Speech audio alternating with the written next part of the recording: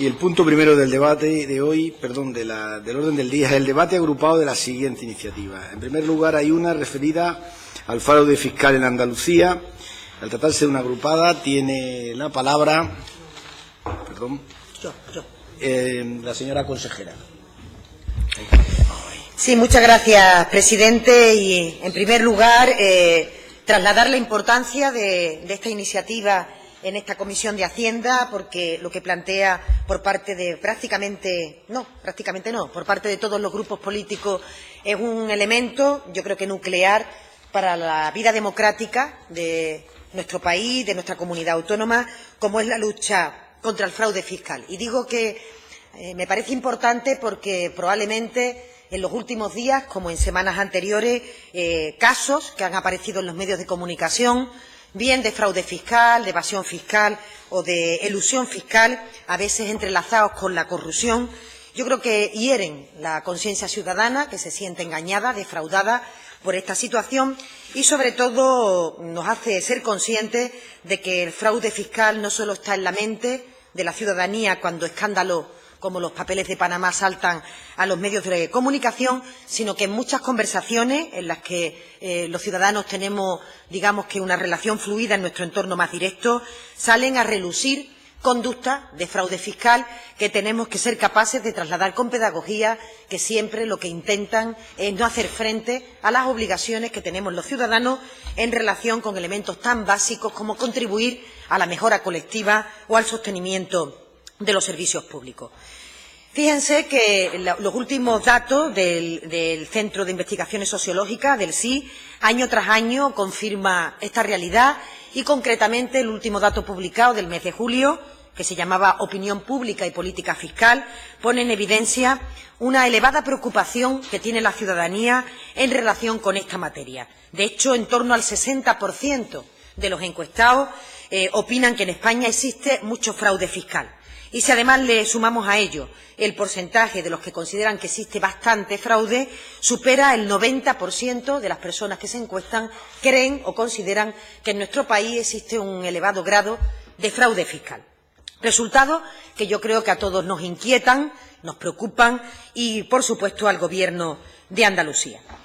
También coincidirán conmigo que la mayoría de la ciudadanía conoce el significado de estos términos. Yo creo que hoy por hoy los ciudadanos son capaces de percibir, aunque quizás haya que abundar en la pedagogía, insisto, de esta materia, pero relacionan fácilmente términos como evasión fiscal, elusión fiscal, paraísos fiscales, amnistía e incluso otros más técnicos que se utilizan de forma un poco más selectiva, pero que permiten conocer y saber, pues efectivamente, si se tratan de arquitecturas diseñadas para que realmente las grandes riquezas no tengan la obligación de tributar, o si se trata de prácticas, digamos, más cotidianas, en las que de forma fraudulenta se ponen esos patrimonios a buen recaudo al objeto de no ser controlados por la hacienda pública. No obstante, yo creo que cada vez que conocemos alguna situación de esta índole, las clases medias, las clases trabajadoras, se resienten de forma intensa ante esta situación, fundamentalmente los asalariados por cuenta ajena, porque es verdad, y hay que reconocerlo, que la carga fiscal que se establece en relación con este tramo de población es más sensible a cualquier cuestión de este tipo, puesto que probablemente en porcentaje participan en mayor medida del sostenimiento de los servicios públicos, o al menos la sensación inconsciente es que efectivamente las grandes rentas son capaces de hacer una ingeniería fiscal para evitar contribuir proporcionalmente a esa riqueza, cuando las clases medias y las clases trabajadoras tienen una contribución, en la gran mayoría de las ocasiones, acorde con el nivel de ingreso que están recibiendo. Es evidente que estos resultados del fraude fiscal provocan una disminución de recursos en relación con el sostenimiento de los servicios públicos y la generación de injusticia, porque se rompe el principio fundamental colectivo de que el que más tiene más paga y el que menos tiene menos paga. Por tanto, yo creo que es una obligación democrática perseguir el fraude fiscal y, por tanto, lograr con ello la justicia social y la sostenibilidad económica y social de Andalucía. Tenemos que seguir trabajando desde el Gobierno de Andalucía en erradicar estas prácticas que generan este fraude fiscal y, además, oponernos a políticas o a medidas como las amnistías fiscales, que se han demostrado injustas, ineficaces e incluso tendenciosas cuando favorecen a determinados grupos de personas. Las medidas que se desplegaron en Andalucía por el Plan, en relación con o en contraste con la amnistía fiscal que desarrolló el Gobierno de España en el año 2012, creo recordar.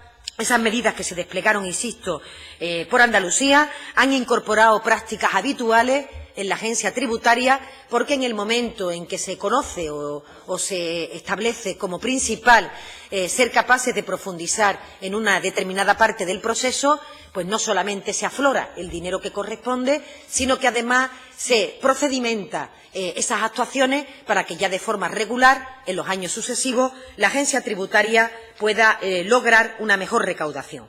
En este sentido, desde los años 2013, 2014 y 2015, hemos sido capaces de recaudar por este concepto más de 500 millones de euros, a los que se le tiene que sumar otra recaudación derivada del IDECA, del depósito de clientes en entidades de crédito, que aunque de forma estricta no se califican como fraude fiscal, sí que han logrado poner en valor más de 190 millones de euros adicionales de procedimientos por parte de la agencia tributaria. En total estaríamos hablando de unos 700 millones de euros que han sido aflorados gracias a la labor de los profesionales de la ATRIAN, de la Agencia Tributaria Andaluza, y que, por tanto, fueron ingresados en las arcas de la hacienda pública de todos los andaluces y de las andaluzas.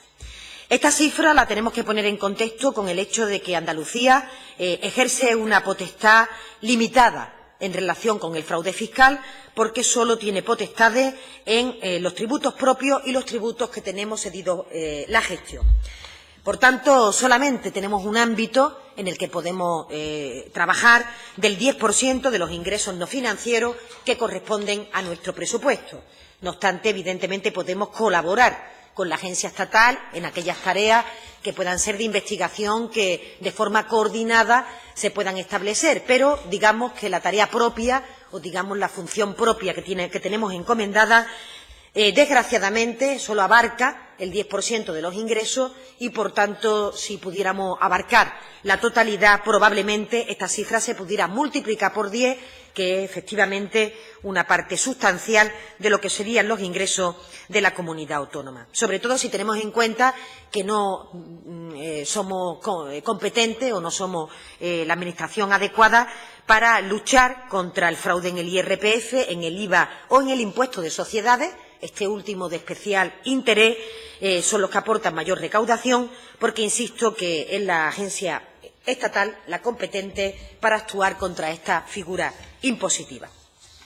Yo creo que, por tanto, la agencia tributaria ha desarrollado una actuación coherente en base al plan de control tributario que anualmente elaboramos, que se publica en el BOJA y que, por tanto, sus señorías tienen posibilidad de poder consultarlo, y además en cumplimiento de la Ley General Tributaria, cuya obligación quedó recogida en el contrato de gestión para el periodo 14-17. Y con las debidas reservas, siempre que hablamos de esta materia, lógica, de no poner de manifiesto cuáles son los elementos de investigación que va a hacer la agencia tributaria para evitar que alguien se anticipe y haga algún movimiento que pueda evitar el detectar ese fraude. Insisto que con esa reserva todos los detalles que el plan de control tributario tiene para el año 2015 se pueden consultar para que conozcan ustedes por lo menos las líneas fundamentales de actuación que perseguimos cara a este año 2016. Es concretamente en el BOJA de 16 de febrero donde se contemplan cada una de esas medidas. En conjunto, la recaudación neta de las actuaciones de control han supuesto en el año 2015 un ingreso de en torno a 388 millones de euros, que supone una media de más de 32 millones de euros recaudados al mes por actuaciones de control. Una cifra no muy diferente de la registrada en el año 2014, pero extraordinariamente positiva si tenemos en cuenta que habitualmente las labores de inspección no solo persiguen aflorar, sino que cuando se realizan de forma intensa previenen el que la persona que estuviera en una predisposición de cometer el fraude se inhiba ante ello y, por tanto, se corrija de facto año tras año alguna de esas actuaciones cuando esa actividad es intensiva. El importe de este afloramiento de fraude fiscal corresponde, como en ejercicios anteriores, fundamentalmente al impuesto de sucesiones y donaciones, al impuesto de transmisiones patrimoniales y a los tributos sobre el juego. Estas tres figuras, de hecho, representan el 75% del total recaudado en materia de fraude fiscal. En relación con el IDECA, con el impuesto de depósito de entidades financieras, impuesto que, recuerdan ustedes, que lo tiene Andalucía, a diferencia de otras comunidades autónomas, ha habido un incremento del 10% de la recaudación tras las actuaciones de control del año 2015. Esto con independencia de que la cantidad por la que compensa el Gobierno de España a la comunidad autónoma está en cuota fija, a pesar de nuestro reiterado denuncias y peticiones de comisión bilateral para actualizar los ingresos que recibimos por este impuesto, pero como no se reúne la comisión bilateral, el Gobierno la estableció en un año base, no la ha actualizado y eso no ha sido óbice para que, evidentemente, desde Andalucía hayamos empleado recursos en intentar aflorar ese fraude fiscal, aunque directamente no haya tenido un reflejo en las cuentas de nuestra comunidad autónoma, pero entendemos que sí en lo que el Gobierno de España haya podido recaudar en la materia de este impuesto y que, por tanto, contribuye de una o de otra manera para que ninguna persona o ningún depositario de estas cantidades en las entidades financieras eluda la obligación que tiene de Andalucía.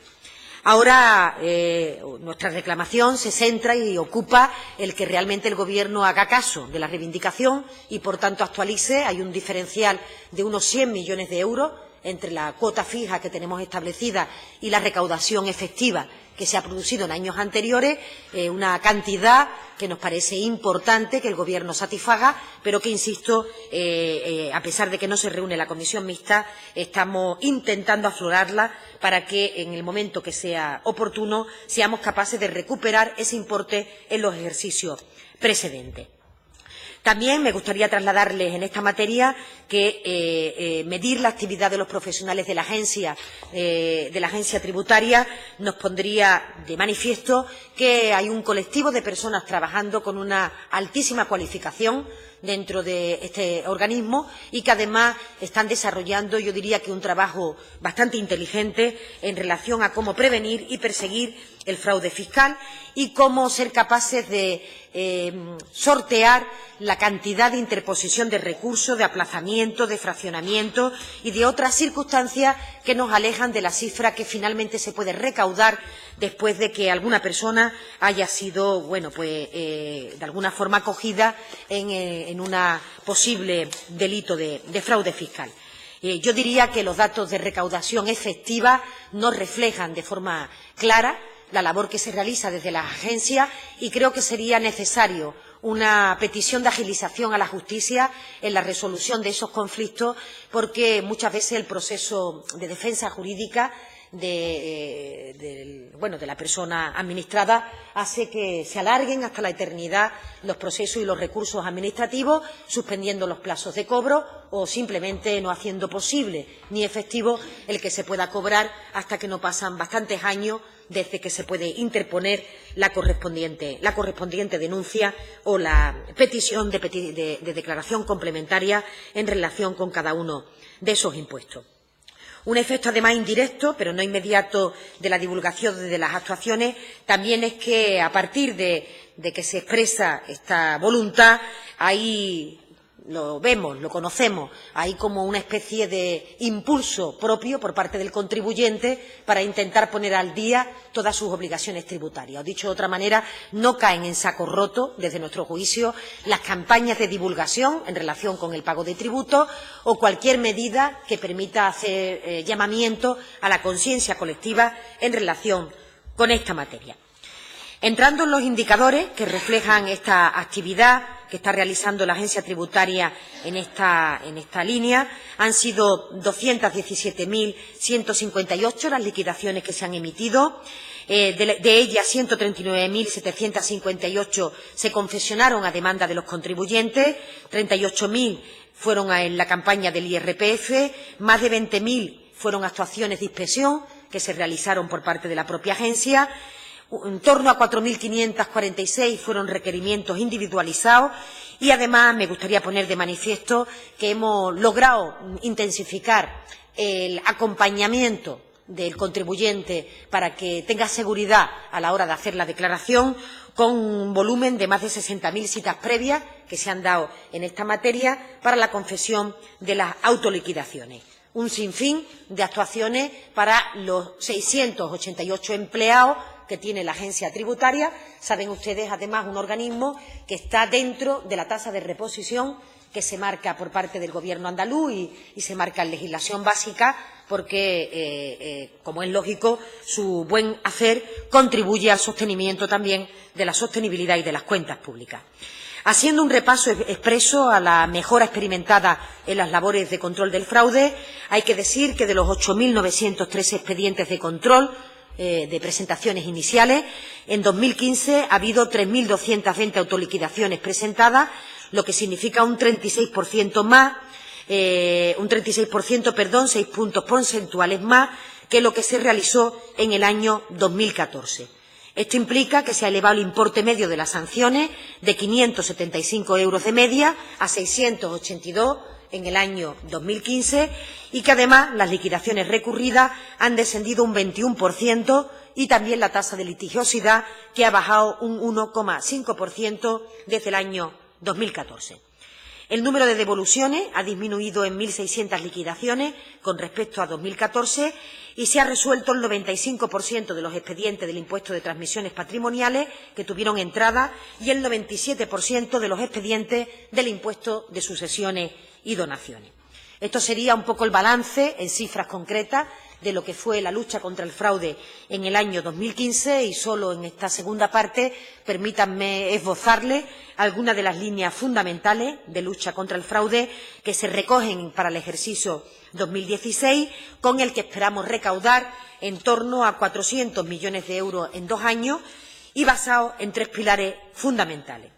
En primer lugar, reorientar la asistencia a los contribuyentes, facilitando el cumplimiento voluntario de las obligaciones tributarias, es decir, la prevención como el mejor aliado en la lucha contra el fraude. En segundo lugar, redoblar los esfuerzos para acabar con las prácticas de fraude más complejas, el abuso de normas, la elusión fiscal, que suele ser lo que detrae más recursos de la agencia tributaria, porque insisto en que a veces se utiliza una compleja ingeniería fiscal para no hacer frente a esas obligaciones. Yo diría que en nuestro país el entramado fiscal es extraordinariamente complejo y, por su parte, también, y en la medida de esto, opaco, y, por tanto, digamos que navegar para intentar desentrañar aquellas operaciones complejas requiere mucho esfuerzo por parte de la ATRIAN. Y, en tercer lugar, poner el acento en la mejora de los procesos recaudatorios. Por eso que les comentaba de que a veces son interminables la litigiosidad que establece el contribuyente, de manera que hasta que se recauda finalmente el dinero real se transcurren años desde que se ponen en marcha las actividades de la propia agencia. En relación con la asistencia a los contribuyentes, vamos a extender la cita previa para todas las gestiones presenciales desde el próximo día 1 de mayo, excepto para la presentación de documentos en el registro, como es lógico, pero se podrá consultar prácticamente todo aquello que pueda ser objeto de incertidumbre, de duda o de capacidad de asesoramiento por parte de la persona que va a hacer la autoliquidación. Vamos a incrementar estos servicios por vía no presencial, fundamentalmente en actuaciones muy frecuentes como la compraventa de vehículos, que suele ser objeto de duda por parte del contribuyente, fundamentalmente en vehículos usados, que suelen ser transacciones entre particulares y que no hay, digamos, intermediarios que permitan asesorar en materia fiscal y suele ser objeto de bastante duda por parte de la ciudadanía. Y, por otra parte, vamos a reforzar la asistencia presencial en la autoliquidación del impuesto de sucesiones y donaciones, reduciendo para los contribuyentes el esfuerzo que supone esta presentación. Y les decía que la cita previa va a ser la herramienta que vamos a utilizar para esta materia, de manera que sea cómodo para el ciudadano y, además, pues se puede hacer de forma transparente, digamos, a medida de la persona que realiza la consulta. Yo creo que a lo largo de los años hemos ido extendiendo este servicio geográficamente por todas las provincias de Andalucía e intentando llegar al nivel comarcal. Y yo diría que en el año 2015 se produjo un salto cualitativo muy importante, con la posibilidad de que los contribuyentes pudieran concertar la cita a través de la sede electrónica de la Atrian para recibir los servicios presenciales en el conjunto de las dependencias que están distribuidas en el territorio. Esta cita previa se ha ido instalando de forma progresiva en las diferentes provincias y quizás la última que se pusieron en marcha fueron las sedes provinciales o la unidad tributaria de Jerez de la Frontera, que también, digamos, fue el avance de un servicio importante. Yo diría que hemos completado estos servicios con refuerzo en los mayores flujos de visita en Málaga y en Sevilla, y ahora pues estamos también evaluando las cargas de trabajo que pueda haber en relación con esta materia.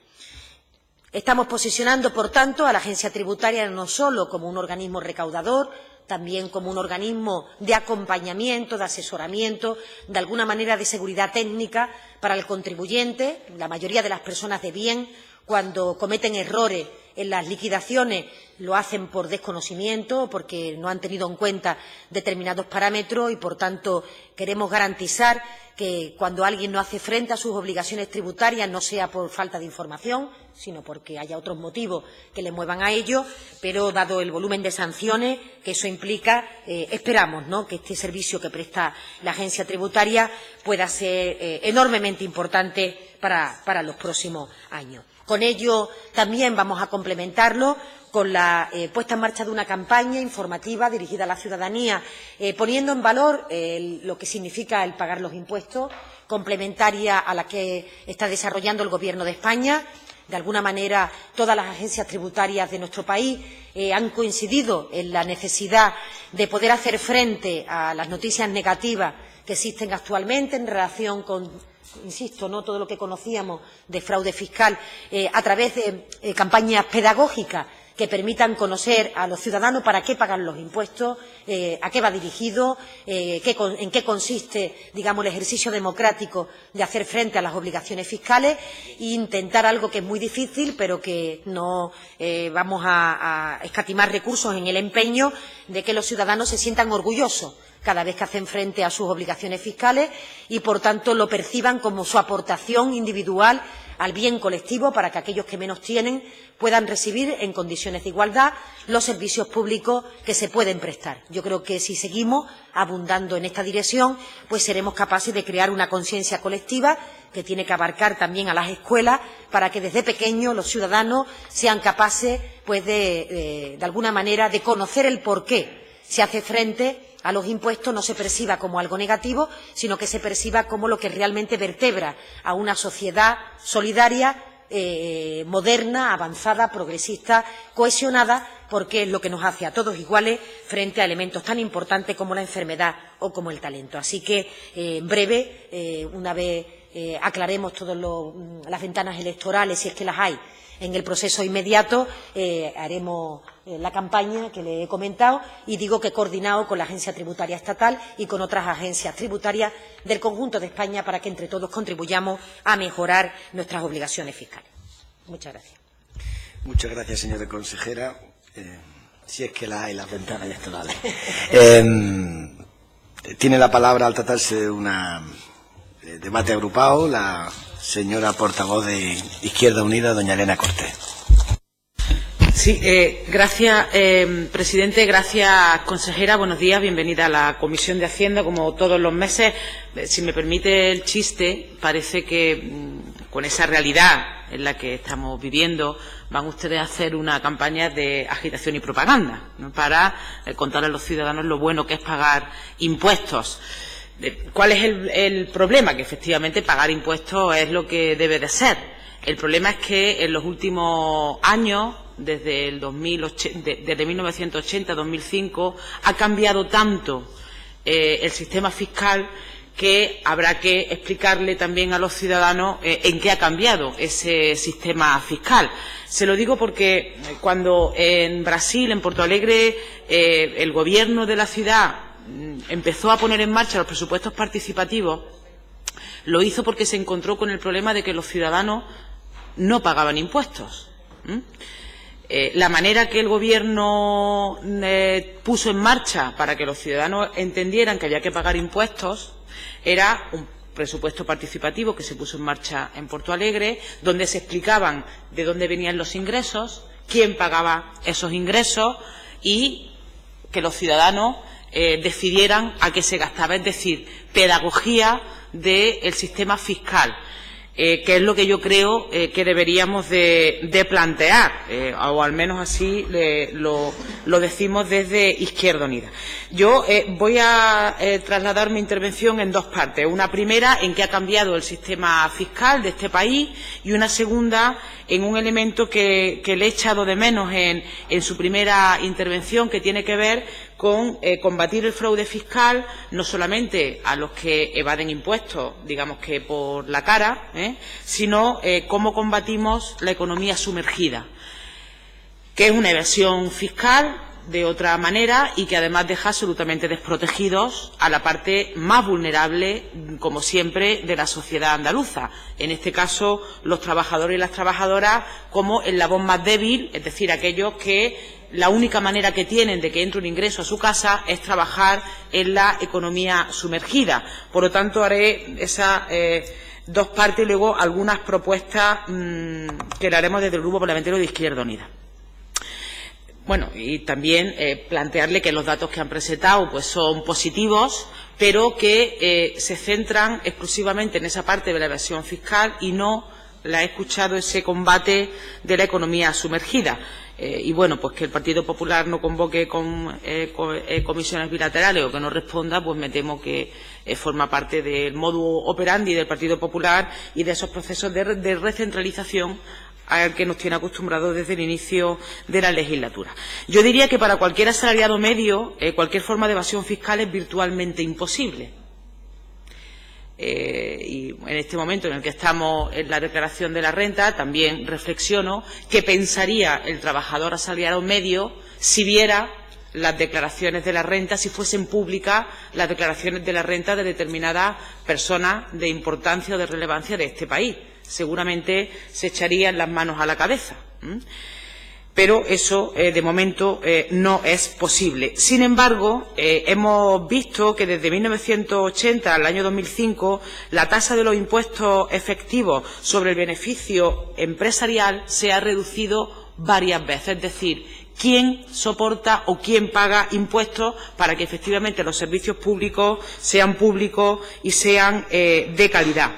En ese mismo periodo de tiempo, el tipo máximo de impuestos sobre la renta ha perdido buena parte de la progresividad, así que ya no es verdad que quien más tiene, más paga. Eso queda para un eslogan, pero no se sostiene con la realidad. Que los impuestos sobre la riqueza han caído 10 puntos en el entorno de la Unión Europea, incluido el Estado español, y que, sin embargo, los impuestos sobre el salario han aumentado un 7%. Ahí es donde, consejera, le hablaba de la pedagogía, de quién paga impuestos y cómo está conformado nuestro sistema fiscal. Y, por otra parte, los impuestos que van destinados al llamado consumo de masas o los impuestos especiales tienen una importancia creciente en los ingresos del Estado. De manera que tenemos una tabla con datos de contabilidad nacional del año 2012 y con la base del año 2008, de un estudio de un economista, que dice que de los ingresos del Estado el IRPF supone el 22,4%, el impuesto de sociedades el 6,3%, otro sobre el capital y la propiedad el 7,1%, IVA e impuestos especiales el 22,5%, otros impuestos y tasas el 4,1%, cotizaciones sociales, que es otra buena parte de detraer los salarios, el 37,6%. Es decir, que con esta estructura de ingresos, pues es evidente que esa progresividad fiscal o esa aportación de quien más tiene, más debe de pagar, sea fulminado, se ha dilapidado por mor de distintas reformas fiscales de distintos gobiernos, bueno, pues que han pasado por este país y también por esto que llamamos este modelo de integración europea, en lo que, desde luego, los beneficios del capital no tienen límite, cuando se supone que los impuestos se ponen, además de para financiar los servicios públicos, para poder redistribuir la riqueza, como el impuesto lo que supone es una reducción de la tasa de ganancia del capital.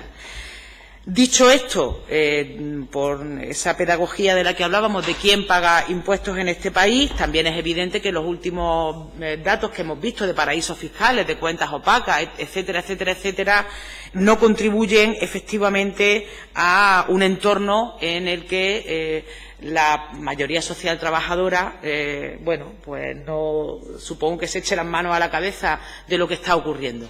Pero más allá del trasfondo de que efectivamente hay que pagar impuestos y hay que hacerlo, y desde el Gobierno se pueden hacer medidas para que esta realidad que yo le he trasladado cambie sustancialmente y que quien pague impuestos efectivamente sea quien más tiene, y cómo abordar el aumento de los impuestos sobre el capital, la propiedad y los impuestos de sociedades, pues también me imagino que la mayoría social trabajadora habrá visto por qué aquellos que pueden acabar con los paraísos fiscales no lo hacen. Y es que usan los paraísos fiscales, porque lo que hemos visto en estos últimos días es verdaderamente extraordinario. Yo le plantearía, en la segunda parte de mi intervención, de objetivos ambiciosos para combatir la economía sumergida, que, insisto, golpea duramente a la parte más débil de esta sociedad, y son aquellas mujeres y hombres que se ven obligados a trabajar en la economía sumergida. Los últimos datos que tenemos es que en Andalucía la economía sumergida supone un 29% del PIB andaluz, algo más de 40.000 millones de euros, que no solamente escapan a la contribución fiscal, sino que supone una no protección de los derechos de los trabajadores y de las trabajadoras. Yo plantearía como objetivo la reducción de la economía sumergida en 3 puntos anuales de aquí al año 2019, es decir, que podamos abordar no solamente la eliminación de la economía sumergida, sino que se contribuya con la hacienda pública. Hacerlo en colaboración con la Agencia de Tributos del Estado, de manera que se pongan en marcha planes autonómicos contra el fraude fiscal y la economía sumergida. Es fundamental, consejera, que ataquemos a esa economía sumergida por la doble vulneración que hacen tanto de obligaciones como de derechos de las trabajadoras. Una necesidad de refuerzo en la inspección fiscal, de denuncia de las empresas que incumplan con la ley y, lógicamente, dotar a la Agencia Tributaria Andaluza con recursos humanos y materiales suficientes para poder abordar esa cuestión. Y, para terminar, le plantearía una reflexión también de cómo hacer pedagogía y de cómo combatir el fraude fiscal y de qué entendemos por fraude fiscal. No parece razonable que haya empresas que, con deuda a la Seguridad Social por impago de las cotizaciones de sus trabajadores, tengan contratos con la Administración autonómica, porque, bueno, al final eso también es una manera de eludir los compromisos, las responsabilidades y las obligaciones que tienen las empresas.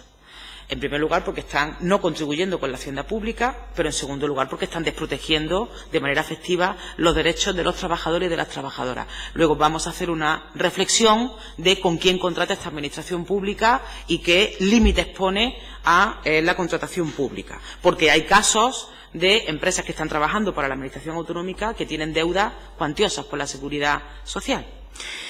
Y, por otro lado, una reflexión que también abordábamos ayer con el consejero de Economía, y termino esta primera intervención, que tiene que ver con los falsos autónomos, porque también es una evasión fiscal.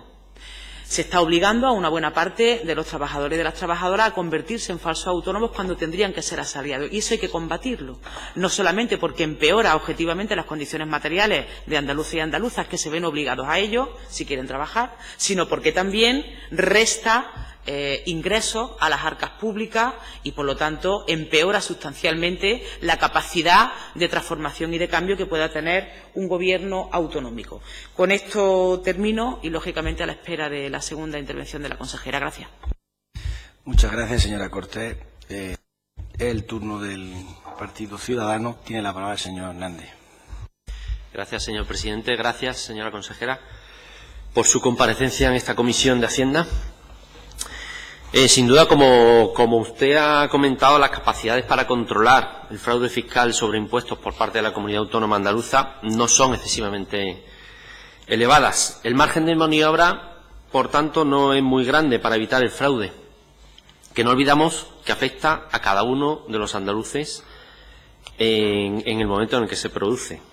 Como usted bien ha dicho, solo el 10% de los ingresos fiscales no da como para realizar un control del fraude que tenga unos resultados, unos buenos resultados. Ahora bien, nos gustaría hacer una serie de observaciones acerca del fraude fiscal. Entendemos que realmente el principal problema fiscal en Andalucía es actualmente el desempleo. Realmente, si el paro fuera inferior al 10%, no existiría realmente un fraude en Andalucía, al menos en los términos en los que ahora se da. Existiría un superávit presupuestario y todos aquellos andaluces que están actualmente pasándolo muy mal y que se ven muchas veces tentados a defraudar, esa es una realidad que no podemos obviar, aunque hay que hacer cumplir la ley, por supuesto, pero entendemos que las políticas deben ir por incentivar el crecimiento económico, que el desempleo deje de ser un problema y que tanta gente que está pasándolo mal no se vea abocada a la economía sumergida. Existe además la percepción en la gente, en la ciudadanía, de que se pagan demasiados impuestos. Con independencia de que esto sea más o menos una valoración más o menos acertada, lo que sí es cierto es que están mal diseñados y que la recaudación no es tan elevada quizás como debería ser. Existen muchas deducciones, muchas exenciones, y que a menudo además no están justificadas y que no obedecen ni a razones de eficiencia ni a razones de equidad. Y además solo los contribuyentes con acceso a un mejor asesoramiento fiscal pueden muchas veces evitarlas e incurrir en un fraude fiscal, que hay personas que no pueden ni siquiera optimizar su contribución. Además, entendemos que el reparto de nuestros impuestos es poco equitativo, se concentra mucho en asalariados, en trabajadores por cuenta ajena, fundamentalmente. Mientras que hay muchos contribuyentes que escapan, desgraciadamente, al fisco. Ello unido a la percepción que existe en la ciudadanía de que existe despilfarro, o cuanto menos existe falta de control en algunas instancias de la Administración, hace que la gente, los ciudadanos, se enfaden mucho a la hora de tener que contribuir a sus obligaciones fiscales. Además, como es bien conocida la posición de Ciudadanos, entendemos que la armonización de impuestos es muy necesaria a nivel nacional, en España, tanto en el impuesto de sucesiones y donaciones como en el tramo autonómico de IRPF. Es lógico que las autonomías tengan su margen, tengan su tramo autonómico, pero no deben existir demasiadas diferencias y no debe existir un dumping fiscal que al final alenta al fraude fiscal y alenta a que los ciudadanos se vayan a otras comunidades.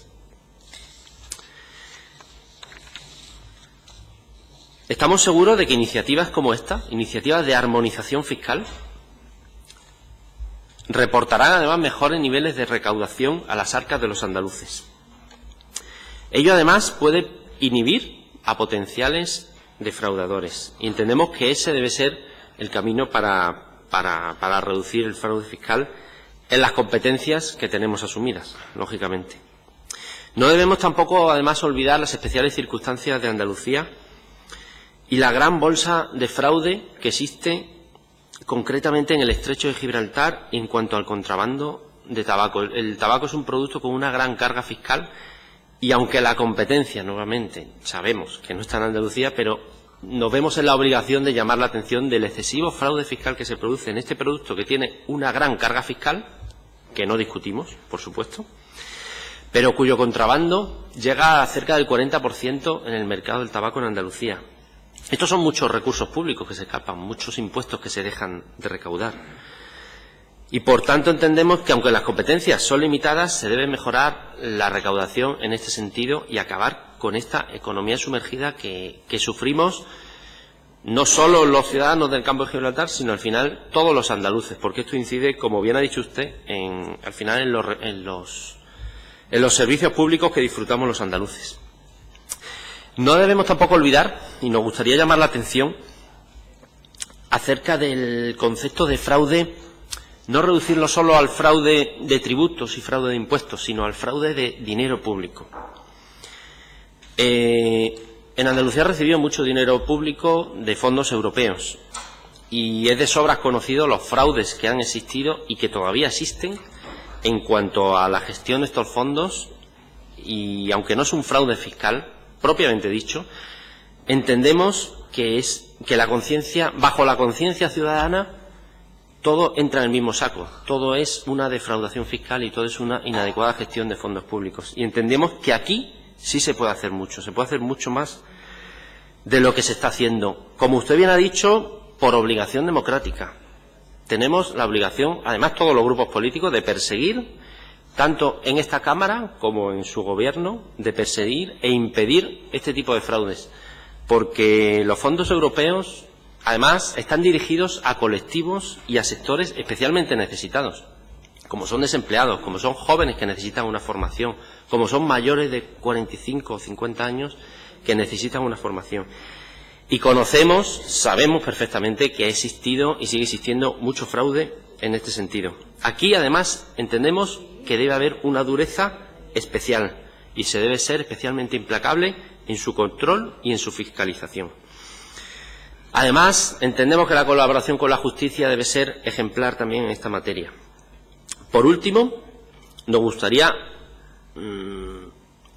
acentuar algo positivo que usted ha dicho, y es la colaboración, la necesaria colaboración entre distintas administraciones para atacar de una forma más efectiva el fraude fiscal. Sabemos que la Junta de Andalucía colabora con el Estado Central y con otras administraciones para evitar el fraude y para castigar el fraude. No olvidemos que el dinero público no es de unos pocos, sino que es de todos los andaluces y, por tanto, nos debemos a todos los andaluces controlar de una mejor forma el dinero público en sentido amplio, no solo en cuanto a impuestos, y nos debemos en definitiva, para recuperar la confianza de los ciudadanos y para que el fraude que se produce no se retroalimente, sino que, como muy bien ha dicho usted, que ciudadanos que se ven tentados a defraudar se inhiban de ese comportamiento y entren al final por una senda que al final aporte beneficios a todos los ciudadanos con unos mayores recursos públicos. Así que nada más, muchísimas gracias. Muchas gracias, señor Hernández. A continuación tiene la palabra la señora Lizárraga por el Grupo Podemos. Gracias, señor presidente. Bien, señora consejera, gracias por su exposición. Para nosotros esto forma parte de un debate más amplio, que es el debate de la necesidad evidente que existe en Andalucía y que existe en España del incremento de ingresos públicos, de esa crisis de ingresos que nos encontramos por un derrumbe que se ha producido a causa de un sistema fiscal cada vez más regresivo, en el que se ha reducido la capacidad del Estado, de las comunidades autónomas, de los entes locales, y ha abierto camino a privatizaciones y a externalizaciones de servicios públicos. También a una amnistía fiscal que ha deslegitimado el sistema porque, desde luego, no ha afectado positivamente a la recaudación, eso se ha visto, y ha sido, al final, una oferta de impunidad a bajo coste por defraudar. Por otra parte, la política de austeridad ha frenado la capacidad de los Estados para generar ingresos, obligándolos a solicitar el préstamo salvador del rescate que han dedicado a financiar los bancos endeudados, de forma que la deuda se ha convertido en una máquina de captura, una máquina de depredación y extracción de renta, un instrumento de gestión macroeconómica al final y un mecanismo de redistribución de la renta gracias a la financiarización de los procesos económicos. Se han priorizado los ajustes cuyo fin no es garantizar la recuperación económica, sino los pagos a acreedores, y ahí tenemos el pacto constitucional de agosto de 2011. Nos encontramos, por tanto, en un bucle de recortes, recesión, más recortes, recesión, que es necesario detener. Detenerlo buscando la suficiencia fiscal, racionalizando gastos, recuperando ingresos y también a través de la lucha contra el fraude fiscal. En la presentación del presupuesto se anticiparon y se comprometieron algunas medidas en el ámbito fiscal, entre ellas la aprobación de un plan de lucha contra el fraude fiscal. También, en el discurso de investidura de la presidenta, se habló de una oficina de la lucha contra la corrupción y el fraude fiscal. Bueno, pues es que esto se anunció en marzo de 2015, se anunció en marzo de 2016, se anunció en noviembre de 2015. A mí me recuerda un poco a los estrenos de Hollywood, como cuando se anunciaba que viene Harry Potter, ¿no? Pues con esto pasa un poco igual con la Oficina de Lucha contra el Fraude y la Corrupción. ¿Cuándo vamos a tener por fin esa Oficina de Lucha contra Corrupción y Fraude? Actualmente, la verdad es que hay niveles bajos de eficacia en la persecución del verdadero fraude fiscal. En la persecución del contribuyente sí que se va bien, pero en el verdadero fraude fiscal nada. ¿Quién realiza el fraude? Las personas asalariadas, 0%, no tienen posibilidades, es poquísimo. El trabajo autónomo, el 8% del fraude fiscal. La pequeña y mediana empresa, el 17%. Y las grandes empresas, las grandes fortunas, el 72%. Sin embargo, en las agencias tributarias, los recursos se reparten de la siguiente forma. El 80% de los recursos se destinan al perseguir el fraude de pequeña y mediana empresa y de trabajo autónomo, y el 20% de los recursos se destina a perseguir a la gran empresa. O sea, el mundo al revés. Porque si el sistema fiscal, como usted ha dicho, señora consejera, es complejo y opaco, esa complejidad y esa opacidad son unas normas creadas para que una poca gente privilegiada pueda aprovecharse de ellas. Porque la gente que no tiene esa cantidad de dinero tan grande, tenemos todas las facilidades, y las agencias tributarias tienen todos nuestros datos fiscales para presentar la declaración de la renta dándole a un botón en el ordenador. Tenemos conciencia de que ambas agencias tributarias, la estatal y la andaluza, persiguen el fraude fiscal, pero nos preocupa, como digo, esta ineficacia en la asignación de los recursos, no en el trabajo de los profesionales que están en la agencia tributaria. También preguntarle si hay estadísticas sobre el fraude fiscal. Nos parece que no hay muchas. Usted ha apuntado a que no se puede anticipar, pero a posteriori, ¿qué tenemos sobre esto? Porque no nos consta estadística oficial. Sí, en cambio, tenemos los elementos generales de los planes de lucha contra el fraude. Además, hay un problema preocupante, y es que la gente que tiene mucho dinero puede ponerse más allá de las reglas. La gente que sí cumple, la gente de bien, como usted decía, la gente no privilegiada, la que tiene una nómina, una pequeña empresa, porque además saben que si no lo cumplen se les puede caer el pelo. Hablaba usted de una sanción media de 565 euros. Bueno, la multa del señor Aznar han sido 270.000 euros, 500 veces más. Una multa 10 veces superior al salario medio de las personas que viven en este país. O sea que una persona tendría que estar 10 años trabajando sin hacer nada, para pagar esa multa de Hacienda. Entendemos que algo importante tiene que haber ganado el señor Aznar con su maniobra de ingeniería fiscal. No se trata de una falta de información, como le ocurre a la gente de a pie, eso no es una falta de información. Ahí detrás hay una maniobra de ingeniería fiscal, y esas maniobras son las que hay que perseguir, y para eso se necesitan recursos, y la mayoría de los recursos que se destinen a eso, porque esos son miles de millones de euros que están escapando del presupuesto. Los privilegiados tienen mejores mecanismos para saltarse las reglas. Ahí tenemos a Soria, con sus subidas de luz para todo el mundo y sus huidas fiscales. Yo no sé si es que no tienen bastante para vivir, será que no llega a fin de mes, como dijo Esperanza Aguirre. El caso es que, por otra parte, nuestros gobernantes, claro, son incapaces de poner coto a estas prácticas, y lo vemos con la retirada explícitamente de Panamá de la lista de paraísos fiscales, que, por cierto, se hizo en 2011 y fue el gobierno de Zapatero, lo que hace que las prácticas sean fiscales y se impida la ejecución de medidas sancionadoras. Ese gobierno que se firmó con Panamá para la lucha contra la delincuencia omitió los delitos de delincuencia económica y en especial el delito de blanqueo. Me gustaría conocer la posición del Gobierno andaluz respecto a esa decisión. En este ámbito, nosotros, cuando acuñamos el término, la palabra casta, no nos referíamos a un concejales cualquiera de los partidos del Partido Popular o del Partido Socialista, nos referíamos a gente que se permite saltarse las normas utilizando las instituciones, diseñando esas normas a merced y antojo de ellos mismos. Y están saltando permanentemente ahora mismo casos en los que nos encontramos con esa utilización de las normas y con ese propósito de uso de las normas para el enriquecimiento personal. Porque de la Hacienda y de la Administración Pública depende la lucha contra el fraude fiscal. Pero voy a ir más lejos, señora consejera. También, y usted lo ha dicho, depende la lucha contra la corrupción. Por ejemplo, amnistías fiscales, papeles de Panamá, pillan por sorpresa, porque se ha gobernado para permitir esas amnistías fiscales, porque es que los mismos que han gobernado tienen esas sociedades pantalla. Vamos a ver, ya irán saliendo más gente, estamos esperando que salga más gente. De esta consejería, además, depende el compromiso con la fiscalización de la Administración Pública. Ahí también tenemos prácticas de corrupción y prácticas de fraude. Estoy hablando de la Cámara de Cuentas, una Cámara de Cuentas que necesita recursos. No estoy hablando solamente de recursos económicos, sino también de medios, de una posibilidad de hacer convenios con las entidades locales o con las instituciones públicas.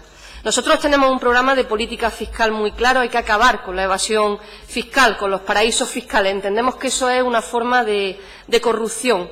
Y entendemos que la corrupción se combate mucho más desde esta consejería y desde los ministerios de Hacienda que desde la Consejería de Justicia, porque es un conjunto de mecanismos que permiten que la patria se pueda vender a pedazos y que gente sin escrúpulos que no paga impuestos provoque que tengamos peores carreteras, peores hospitales, peores colegios, y lo peor de todo es cuando esa gente sin escrúpulos está en los gobiernos.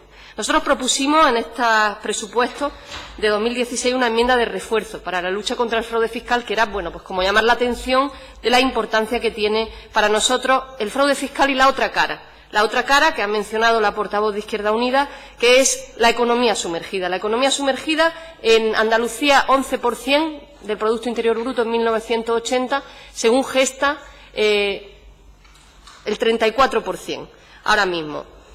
Por mucho que se luche y se luche, si no acaba con la base del problema, el problema continúa. En definitiva, nosotros proponemos un plan integral para acabar, de lucha contra el fraude fiscal, porque esto supone el 56% del Producto Interior Bruto en España, son 50.000 millones de euros, y nos exigen 20.000 millones en recortes. Entonces, vamos a ver. Que no nos exijan recorte y que se luche contra el fraude fiscal. Es que además salimos ganando si se lucha contra el fraude fiscal. Y, por supuesto, caminar hacia la transparencia bancaria. Esa es nuestra voluntad. Querríamos conocer también la voluntad y el posicionamiento de la señora consejera. Muchas gracias. Muchas gracias, señora Lizárraga. A continuación tiene la palabra por el Grupo Popular, don Guillermo García.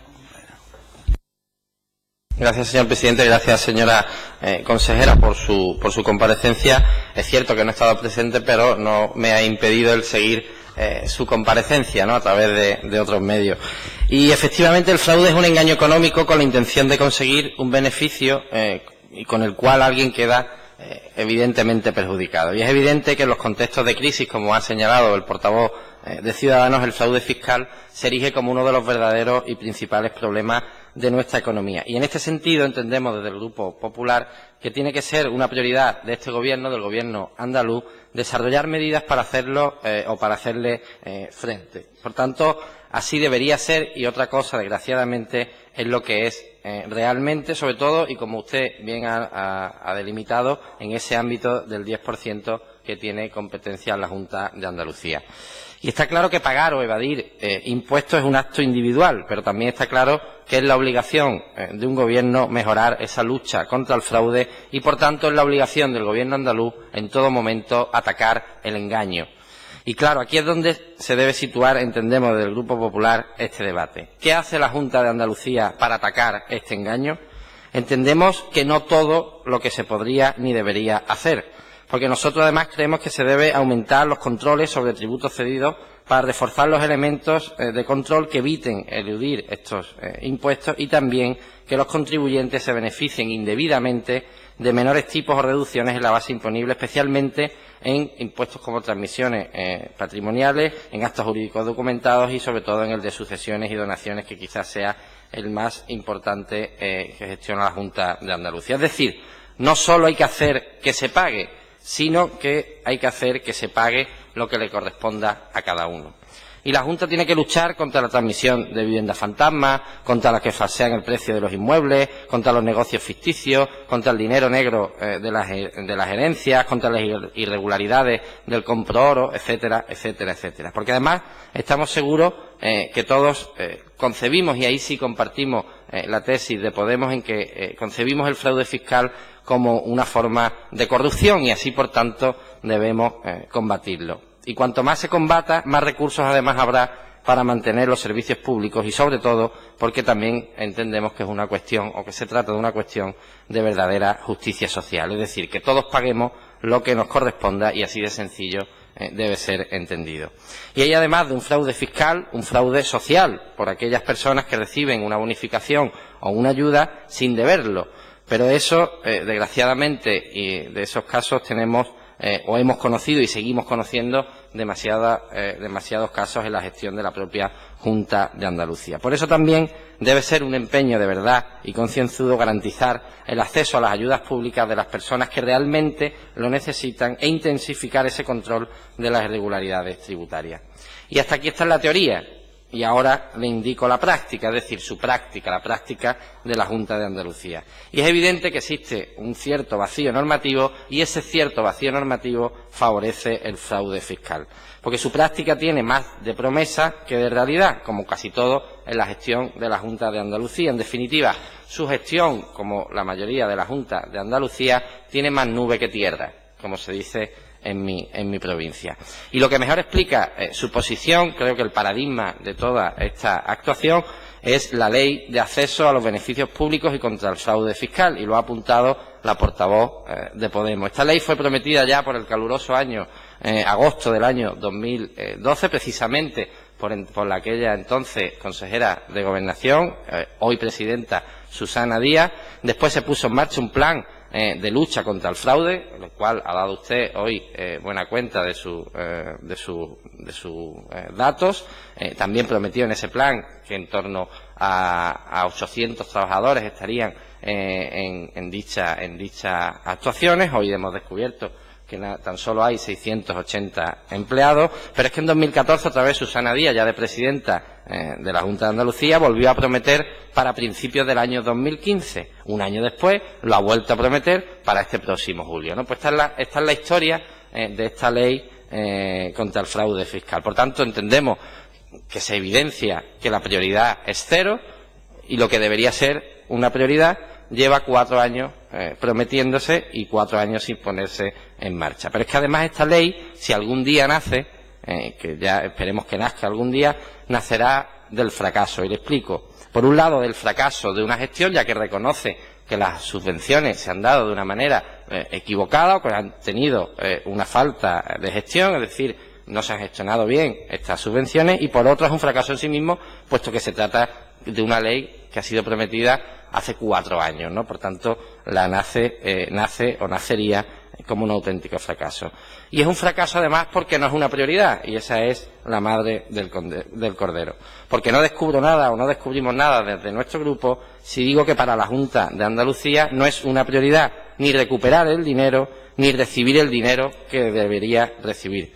Pero claro, muchos andaluces, esa gente de bien a los que usted se refería, pensará: ¿cómo me va a controlar el pago de mis impuestos una administración que no paga lo suyo? Señora consejera, ¿cuántos millones debe usted a los ayuntamientos? ¿Cuánto dinero debe usted en impuestos? ¿Cuánto dinero debe la Junta de Andalucía en impuestos? Por tanto, entendemos que para pedir, lógicamente, hay que hacer. Y hay gobiernos que hacen y otros gobiernos que no hacen. Y el Gobierno de España ha hecho, y ha hecho bien. Y mire usted, atacar el fraude fiscal es lo que ha hecho el Gobierno central. Y usted, es verdad, que ha señalado la estrecha colaboración. Usted se ha referido a amnistías fiscales que le ha recordado la portavoz de Podemos, que ya se inició en el gobierno socialista, pero lo que sí es evidente es que nunca antes en la historia de este país se había conseguido los resultados contra el fraude fiscal que se han conseguido con este gobierno. Nunca se había conseguido el récord, por ejemplo, de 15.600 millones en la lucha contra el fraude, y nunca se habían puesto en marcha medidas tan valientes y eficaces y se había destinado tantos recursos para luchar contra el fraude fiscal. Y eso, señora consejera, entendemos que es lo que hay que hacer, es decir, hacer. Y, por tanto, entendemos que desde su posición y su lucha contra el fraude fiscal, lo que hace falta, y se lo vuelvo a repetir, es menos nube y mucho más tierra. Porque el fraude fiscal, y se lo vuelvo a repetir, es un engaño social. Y ese engaño social es la obligación de esta consejería atacarla y poner todos los medios y remedios para poder atacarla. Muchas gracias. Muchas gracias, don Guillermo. A continuación tiene la palabra el señor Ruiz por parte del Grupo Socialista. Gracias, señor presidente. Buenos días, consejera. Muchas gracias por su comparecencia y por la información que nos ha aportado. Verdaderamente, cada vez que hablamos de fraude fiscal, casi todos podemos concluir que es un debate necesario, que es un debate importante y, en este caso, lamentablemente, tenemos que decir que es un debate de actualidad. Yo creo que ha quedado claro también en su comparecencia. Porque, en realidad, hablar de fraude fiscal es hablar de la organización de la gestión pública, de la vida política, por tanto, es hablar de economía, es hablar también de la sociedad. Y porque realmente tendremos todos que considerar, al margen de lo que cada uno aquí diga, de que el fraude fiscal es el verdadero agujero negro de nuestra economía. Y es que aquello de que Hacienda somos todos, parece que se ha quedado en que Hacienda somos unos pocos nada más. Siempre hemos comentado y hemos criticado que España es uno de los países de la Unión Europea que menos porcentaje de PIB recauda, a pesar de que es uno de los países que se sitúa entre el grupo de tipos altos.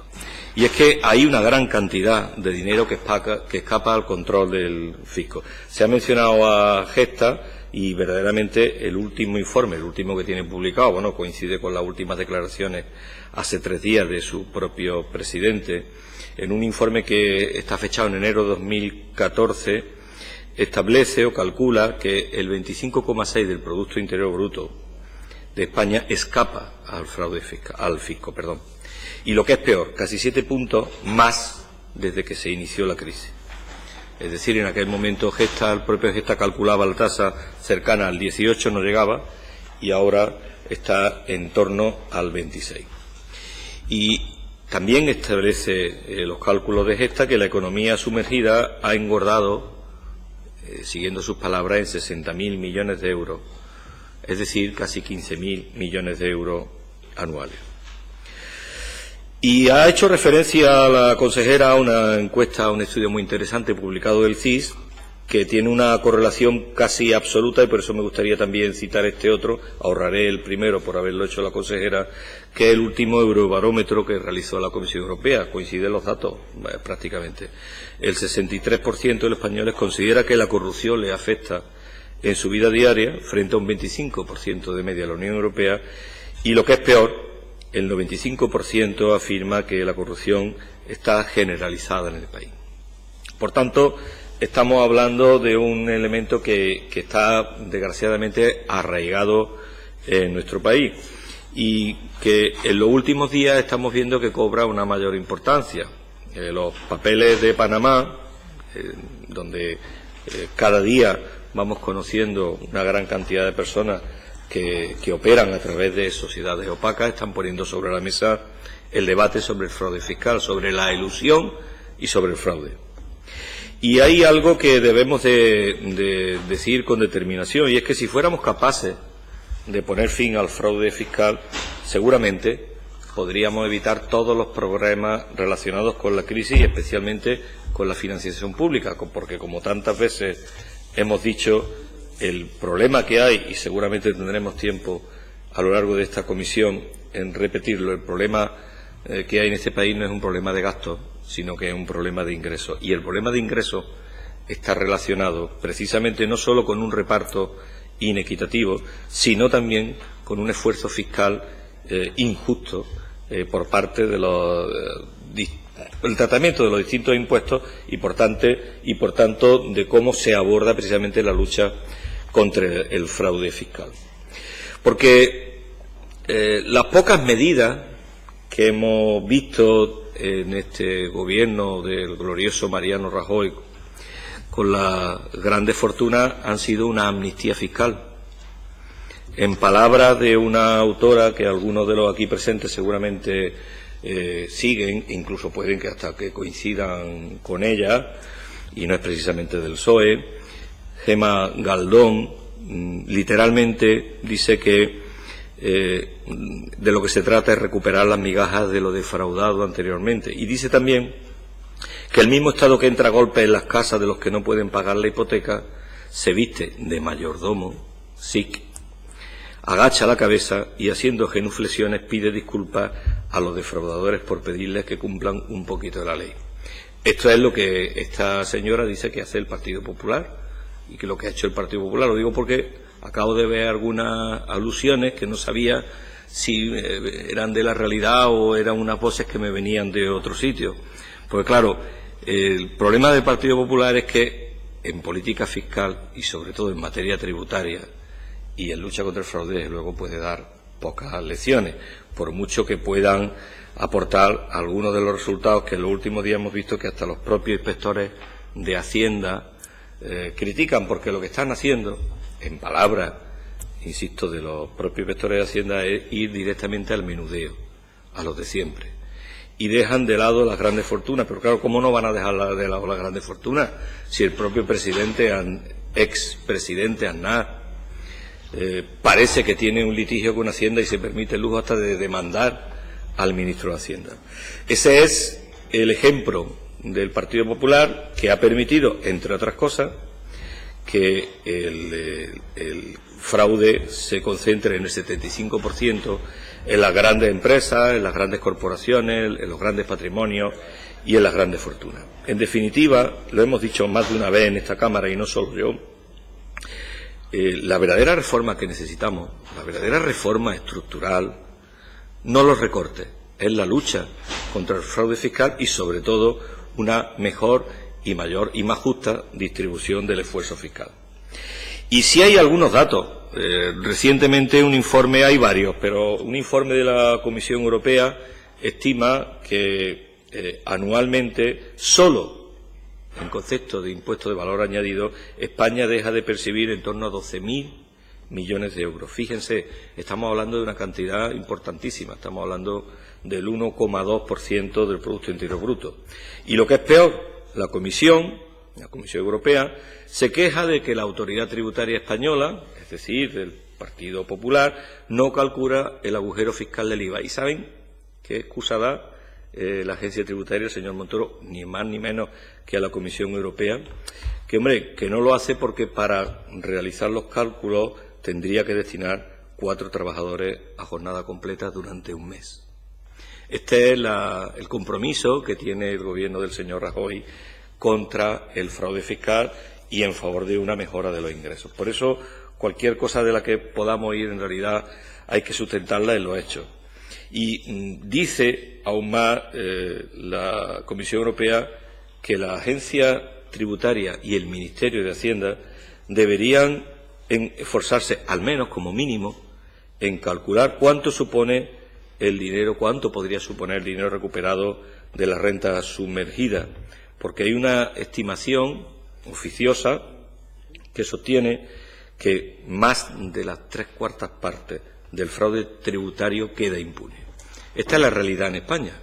Y frente a esa realidad está la que usted acaba de presentar, que a pesar de tener solo el 10% de nuestra capacidad, está suponiendo una recuperación en la práctica por el conjunto de los conceptos en torno a 700 millones de euros. Imaginemos qué pasaría si ese ejemplo cundiera en el resto de las comunidades autónomas y desde luego en el Estado.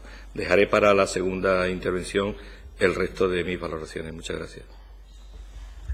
Muchas gracias, don Jesús.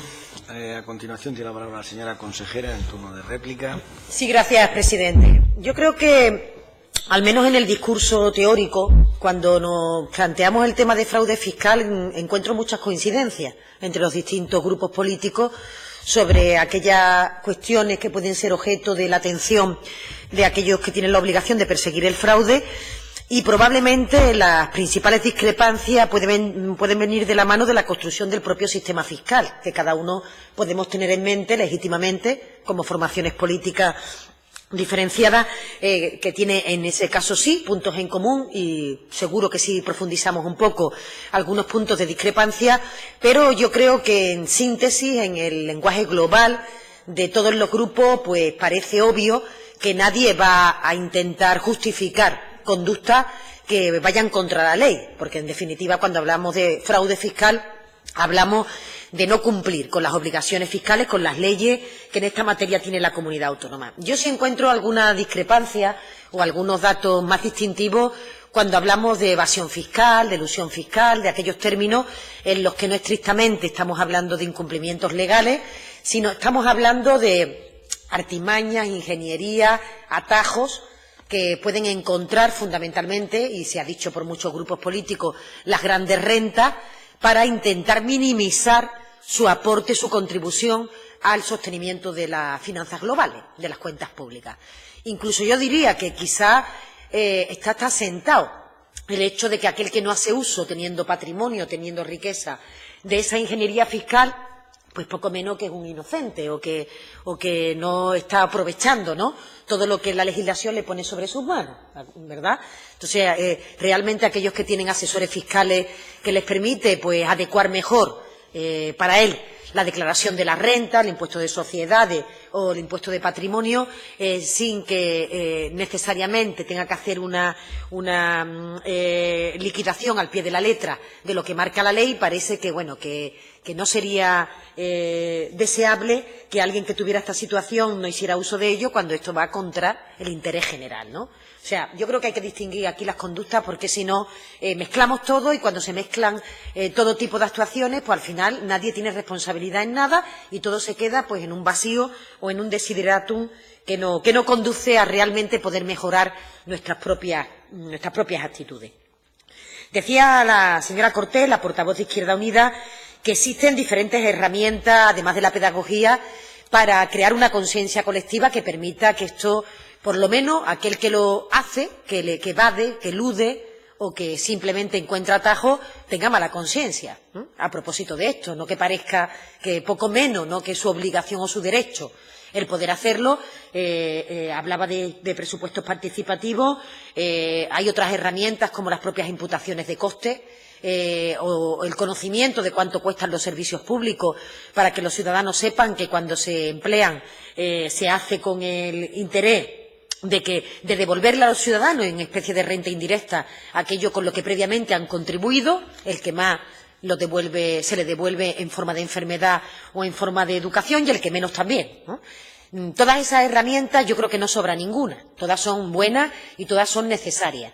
Si persiguen el que los ciudadanos hagan, digamos que una mejor utilización de sus obligaciones democráticas, mucho mejor. Digo porque la parte que presupuestos participativos tenga en esta materia, mejor.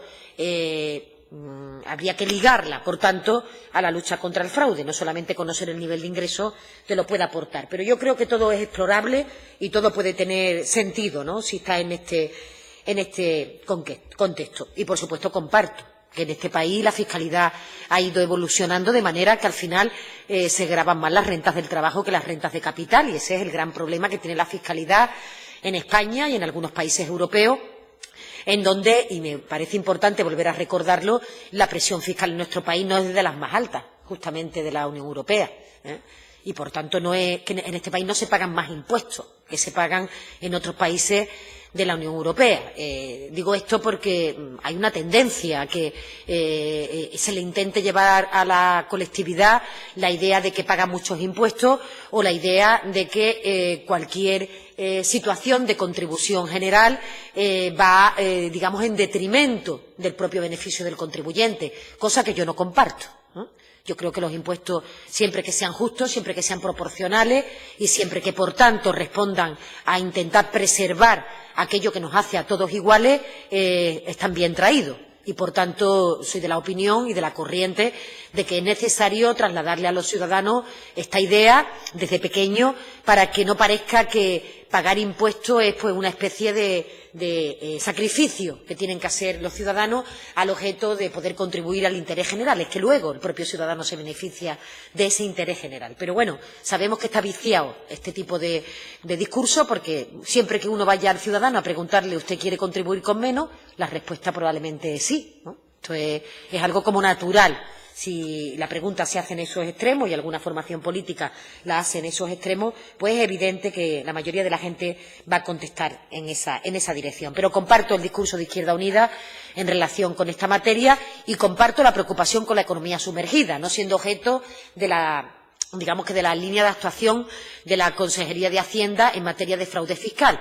La economía sumergida tiene como consecuencia, evidentemente, una no contribución en las cargas impositivas que tendrían que hacer frente. Y mucha de ellas se hace para no hacer frente a eso, pero los instrumentos que tiene el Estado para perseguir la economía sumergida son instrumentos más dirigidos en relación a las propias inspecciones de trabajo y, por tanto, a intentar alentar el que haya una proactividad para perseguir en las empresas las contrataciones laborales que no son adecuadas, la no cotización, los salarios a la baja, el no pago de la actividad que se viene realizando por parte de los trabajadores, pero sin duda todo eso contribuye a la seguridad social.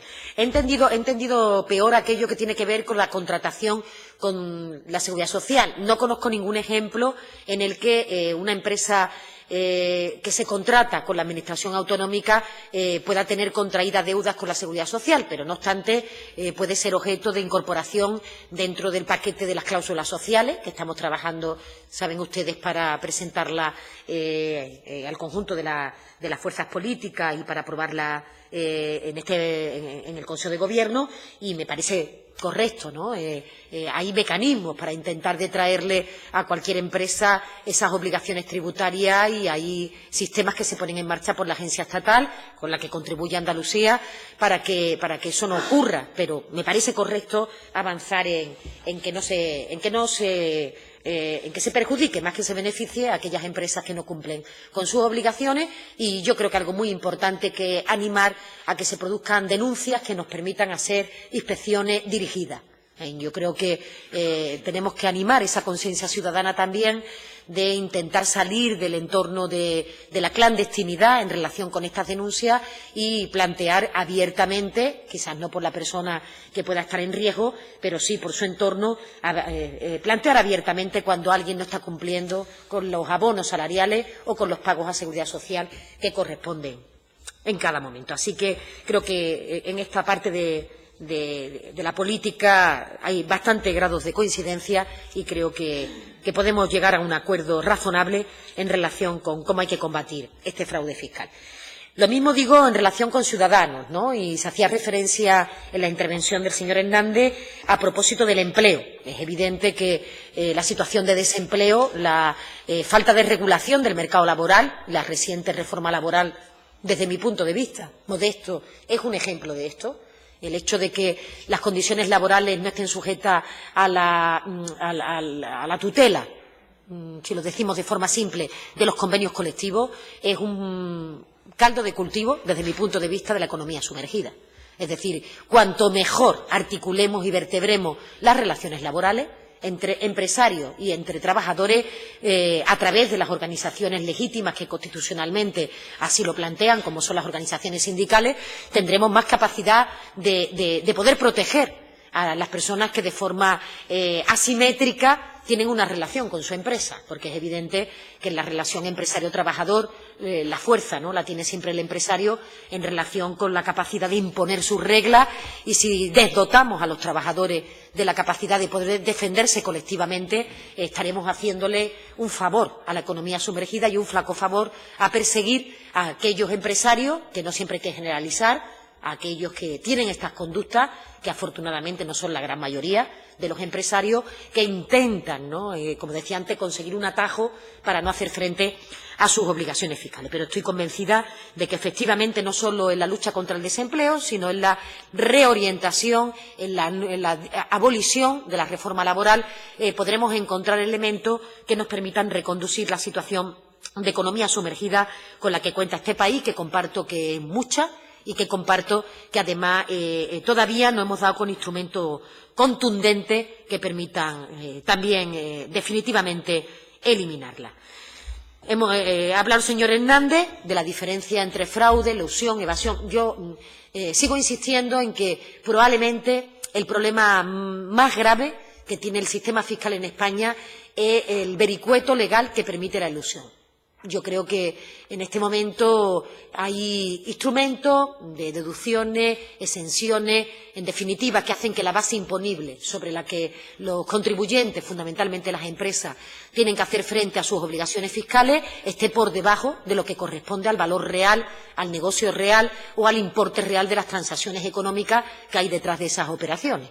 Y esto requeriría de un ejercicio de consenso, yo creo que importante, cada vez que abordemos una reforma fiscal en este país, de simplificación del modelo y de simplificación del sistema. La mayoría de los analistas coinciden en que el sistema español tiene un entramado excesivamente complejo que contribuye al que al final se pueda producir la evasión o la elusión fiscal y, por tanto, creo que esa es la gran asignatura pendiente que tiene la fiscalidad en nuestro país y deberíamos de ser capaces entre todos de poder ponernos de acuerdo, si no en nuestras escalas fiscales, que ahí pues legítimamente cada uno tiene su idea, sí al menos en que el sistema tenga una arquitectura, un diseño que al final haga sencillo el control y que haga también, digamos que sencillo perseguir el fraude en cada una de sus etapas. Yo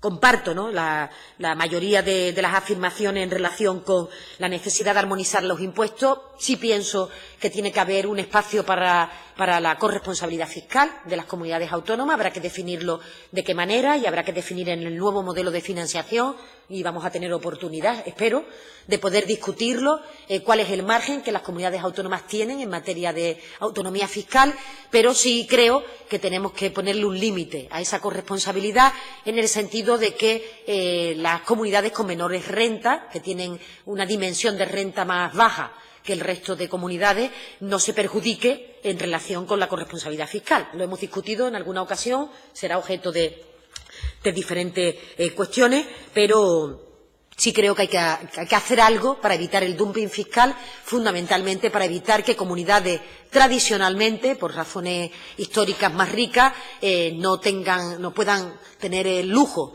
de poder bajar impuestos que permitan o que hagan menos atractivo la inversión en unas comunidades frente a otras a la hora de poder combatir el desempleo o la desigualdad social que tienen los diferentes territorios. En relación con la posición de Podemos, digo lo mismo, la Oficina de Lucha contra el Fraude, en el caso del anuncio de la presidenta, no iba dirigida a fraude fiscal, iba dirigida al fraude en relación con el uso de los recursos públicos. A mí sí me gustaría trasladar que creo que, siendo verdad que hay en muchas de estas materias elementos o vasos comunicantes, evasión fiscal tiene vasos comunicantes con el fraude, el desempleo y la economía sumergida tiene vasos comunicantes, el fraude también en el uso de los recursos públicos tiene fraudes comunicantes, pero las actuaciones son distintas. Y, por tanto, la Atrian, la agencia tributaria, se dedica a la lucha contra el fraude. La oficina que se planteó y que estamos trabajando en ella en el discurso de investidura va dirigida al fraude en la utilización de los recursos públicos, fundamentalmente en materia de subvenciones o en materia de transferencias que se puedan hacer a terceros con un fin determinado y que posteriormente tiene que ser justificado ante la propia Administración. No obstante, estamos trabajando en ello para poder traer una ley, una propuesta o una iniciativa, ya veremos en qué formato, que permita hacer efectivo este compromiso. Yo creo que, decía la señora Lizárraga, que la distribución de recursos en las propias agencias tributarias marca la prioridad que se le pone a estos organismos en relación a la lucha contra el fraude. No diría yo eso. Yo creo que los trabajadores de las agencias tributarias, a pesar de algunos casos concretos que hemos conocido de denuncia, de quizás presiones o coacciones, en relación con determinadas cuestiones. Recuerdan la última crisis que hubo en la Agencia Tributaria Estatal a propósito de esta materia, pero yo diría que, por regla general, las agencias tributarias trabajan en bastantes condiciones de independencia en relación con el fin que tienen asignado. Y, por tanto, la asignación de los recursos se hace en función de esas cargas de trabajo. Aunque es verdad, y en esto lo reconozco, que la impresión que tenemos aquellos que vemos el trabajo de las agencias tributarias es que pareciera que se persigue más el fraude pequeño, menor, en relación con los asalariados, con las rentas medias, con las rentas trabajadoras, que en relación con las grandes empresas. Desconozco en la Agencia Tributaria Estatal cómo está hecha la distribución de recursos, pero creo y quiero afirmar que eso se hace porque realmente el complejo entramado que ampara la contribución de las entidades societarias es mucho más dificultoso que el del IRPF o el de la declaración del IVA general. O dicho de esta manera, creo que probablemente el daño no se produce por la asignación de los recursos de las agencias, sino por la propia arquitectura fiscal que ampara o que está bajo el paraguas de las entidades societarias o de las entidades financieras, que es donde realmente todos los expertos internacionales coinciden en que existe un problema que además no se puede resolver solo desde la perspectiva de un Estado miembro de la Unión Europea. Y eso yo creo que también es algo importante. Si para algunas cuestiones tenemos que ser europeístas, y yo creo que en materia de derechos sociales, por supuesto, también en materia de fiscalidad, lo cual no significa una fiscalidad única para el territorio de la Unión Europea, pero al menos armonizada en el conjunto de la Unión Europea, que permita que la circulación de capitales y que permita que la atracción en relación con determinadas inversiones no compitan en una deslealtad en relación con los Estados miembros. Yo creo que hay un debate que todavía la Unión Europea no ha querido abordar, porque sé que es un debate complejo, que está en relación justamente con cuál es la fiscalidad con la que se dota la Unión Europea para hacer posible el estado del bienestar. Para mí esa es la pregunta, con independencia de que para otro la pregunta sea en relación con la libre circulación del mercado o con la libre circulación de personas. Para mí la pregunta es qué fiscalidad tiene que tener la Unión Europea que permita el sostenimiento del estado del bienestar, y creo que esta pregunta aún no se ha respondido por parte de las instituciones europeas, al menos en las condiciones satisfactorias en las que tenemos que abordarla.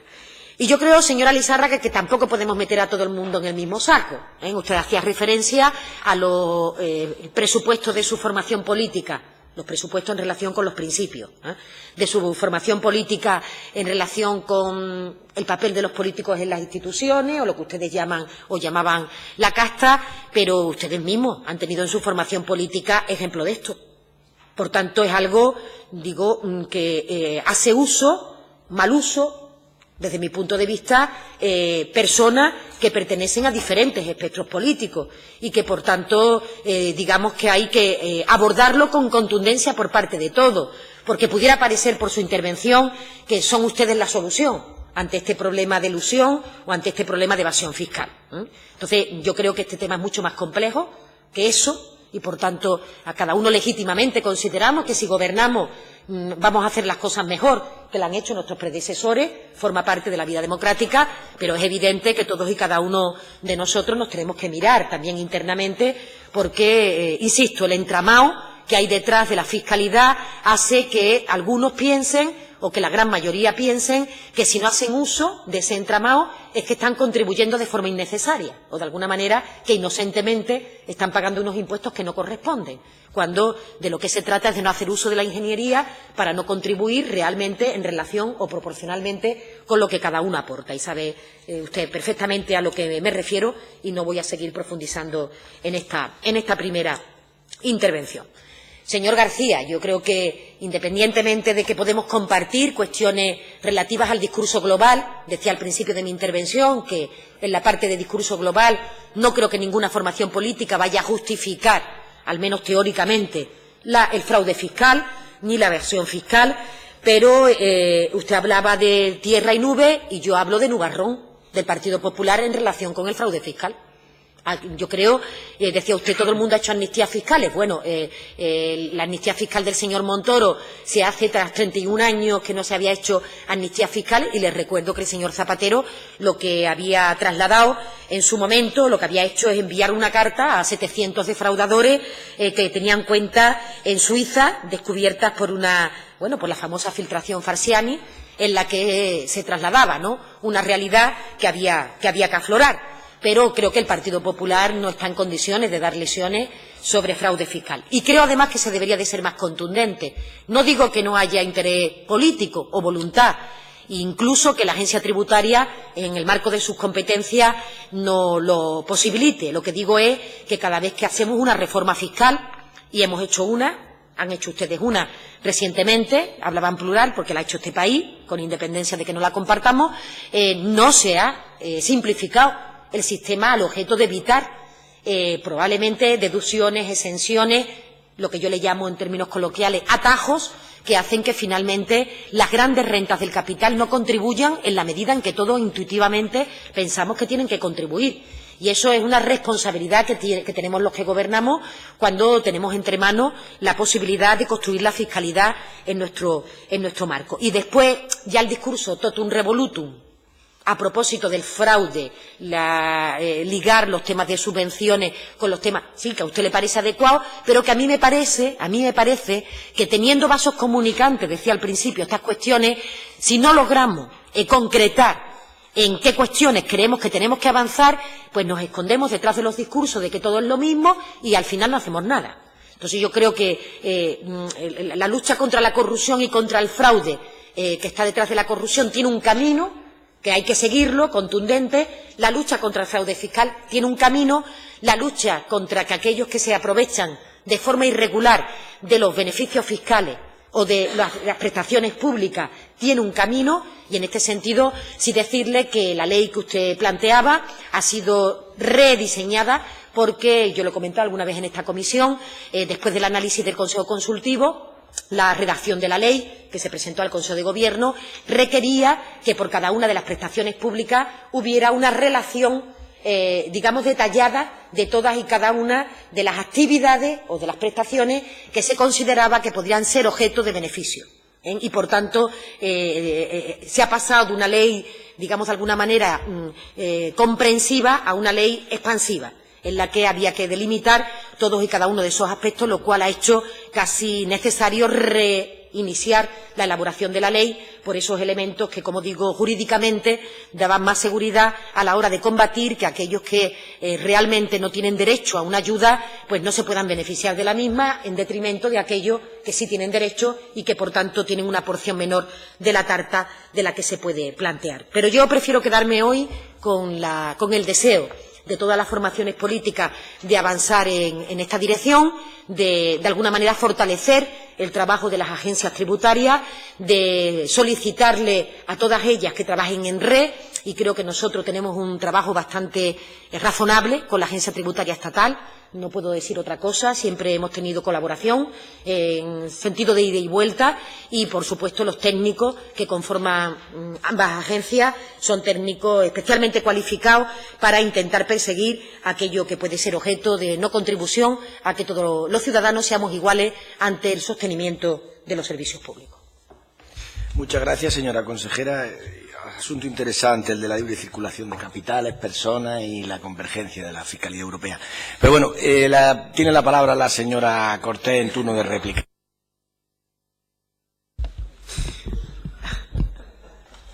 Hombre, es que si no, está uno ahí nada más que para dar la palabra. Bueno, con brevedad, para este segundo turno, habría que eliminar la arquitectura que permite el fraude fiscal, que no son los asesores fiscales, es que haya cuentas opacas, es que haya paraísos fiscales. ¿Podría Andalucía liderar desde el Parlamento, desde el Gobierno, la eliminación de los paraísos fiscales en el entorno europeo, al menos?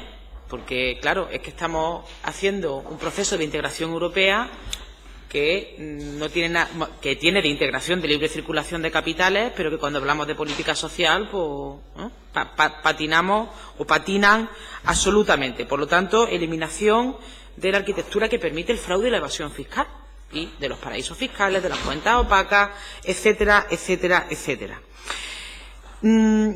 Sobre la pedagogía de quién ingresa, cómo se ingresa y cómo se gasta, presupuesto participativo o otros procesos de deliberación.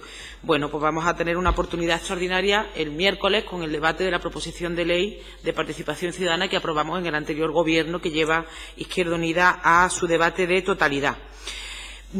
Creo que es la primera vez en esta legislatura que yo al menos presencio en una comisión parlamentaria, es verdad que no es un pleno, un debate sobre quién paga impuestos y cuál es la estructura de los impuestos, que se aleja de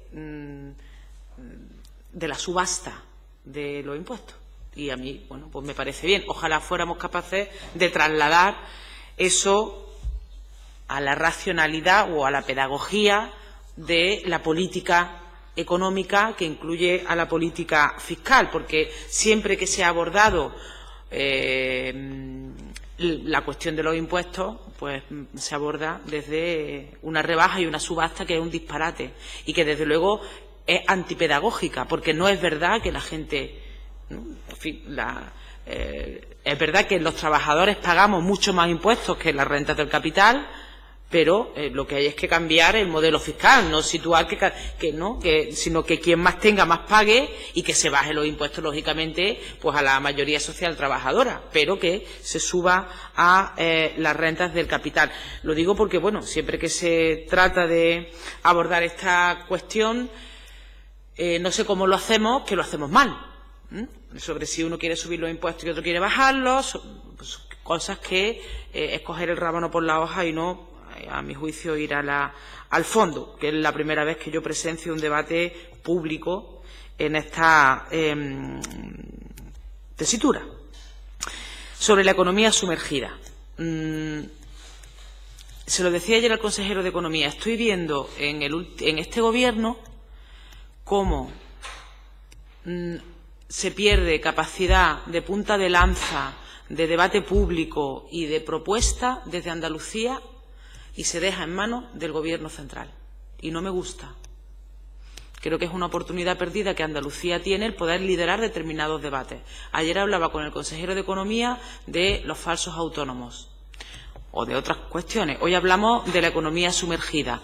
Es verdad que quien tiene las competencias es el Estado, pero es verdad que el Gobierno andaluz no debería de abandonar a su suerte a aquellos trabajadores y trabajadoras que están en la economía sumergida y que se podían plantear acciones clarísimas desde el Gobierno andaluz. Un Gobierno es una herramienta muy poderosa para cambiar las cosas, en lugar de pues situar en el debate de las competencias lo que a mí me parece una dejación de la defensa de los intereses de Andalucía y concretamente la defensa de los intereses y sobre todo de los derechos del pueblo trabajador andaluz. Así que yo le animo, consejera, a que se pueda plantear una política, termino enseguida, de reducción de la economía sumergida en esta legislatura, que afloremos esa economía sumergida a empleo con derecho, que se lo exijamos al Gobierno central y que establezcamos desde luego un plan, que haya una voluntad política de Andalucía de ponernos a la cabeza de eso y no dejar que lo hagan otros, porque quienes son los perjudicados son los andaluces y las andaluzas. Gracias, presidente. Muchas gracias, Elena Cortés. A continuación tiene la palabra el señor Carlos Hernández White, por Ciudadanos.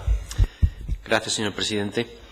Bueno, por seguir un poco también en la línea de mi intervención anterior, solo que quizás concretando un poco más una serie de preguntas que le lanzo, señora consejera, acerca de qué objetivos se plantea la consejería de cara a los próximos años, de cara al fraude fiscal, de cara al fraude de gestión de fondos públicos, fondos europeos, y de cara también a aflorar economía sumergida. Si existen objetivos ya marcados o si se lo están planteando. También, bueno, celebro lo que ha comentado acerca de la necesaria armonización de una serie de impuestos y al dumping fiscal que están realizando otras comunidades y que afecta a todos los ciudadanos del Estado español, pero en lo que nos afecta a Andalucía nos quedamos, digamos, por encima de la línea, ¿no? Y la presión fiscal en Andalucía es de las más altas, desgraciadamente, a nivel nacional. Y por último, pues solo también reconocer la labor de los 688 empleados públicos de la agencia tributaria, que realiza sin duda una labor fundamental para el control del fraude fiscal en Andalucía. Nada más, muchas gracias. Muchas gracias, señor Hernández Guay. A continuación tiene la palabra por Podemos Andalucía, doña Carmen Lizárraga. Muchas gracias, señor vicepresidente. Vale. Bueno, pues señora consejera, a mí me ha sorprendido que saque un caso que ha sido archivado por la justicia de una persona que fue acusada por Manos Limpias, que es una organización criminal cuyos dirigentes están en la cárcel, y el caso está archivado. Ese y todos los que se han presentado contra nosotros. Entonces, eso cuanto menos que el intento sea meternos en el mismo saco, a mí me extraña mucho. Y me extraña mucho sobre todo porque estamos siendo muy respetuosos cuando se han abierto diligencias contra una persona del Consejo de Gobierno y estamos siendo absolutamente respetuosos con eso. Entonces, yo le pediría respeto cuando se archivan las causas, el respeto que pedimos aquí, el respeto que estamos pidiendo en el Congreso de los Diputados. Mire, sobre la armonización fiscal europea, a nosotros nos preocupa quedarnos con la poca política fiscal que nos queda, porque nos quedamos sin política monetaria, nos quedamos sin política cambiaria, nos quedamos sin política exterior, nos quedamos prácticamente sin autonomía en este país. Las comunidades autónomas, a su vez, han sufrido esa falta de autonomía. Entonces, en la medida en que esa armonización fiscal europea pudiera suponer una pérdida mayor de la política que se puede hacer, que es lo único que nos queda, de la política que podemos ejercer a través de los presupuestos, esto sería negativo.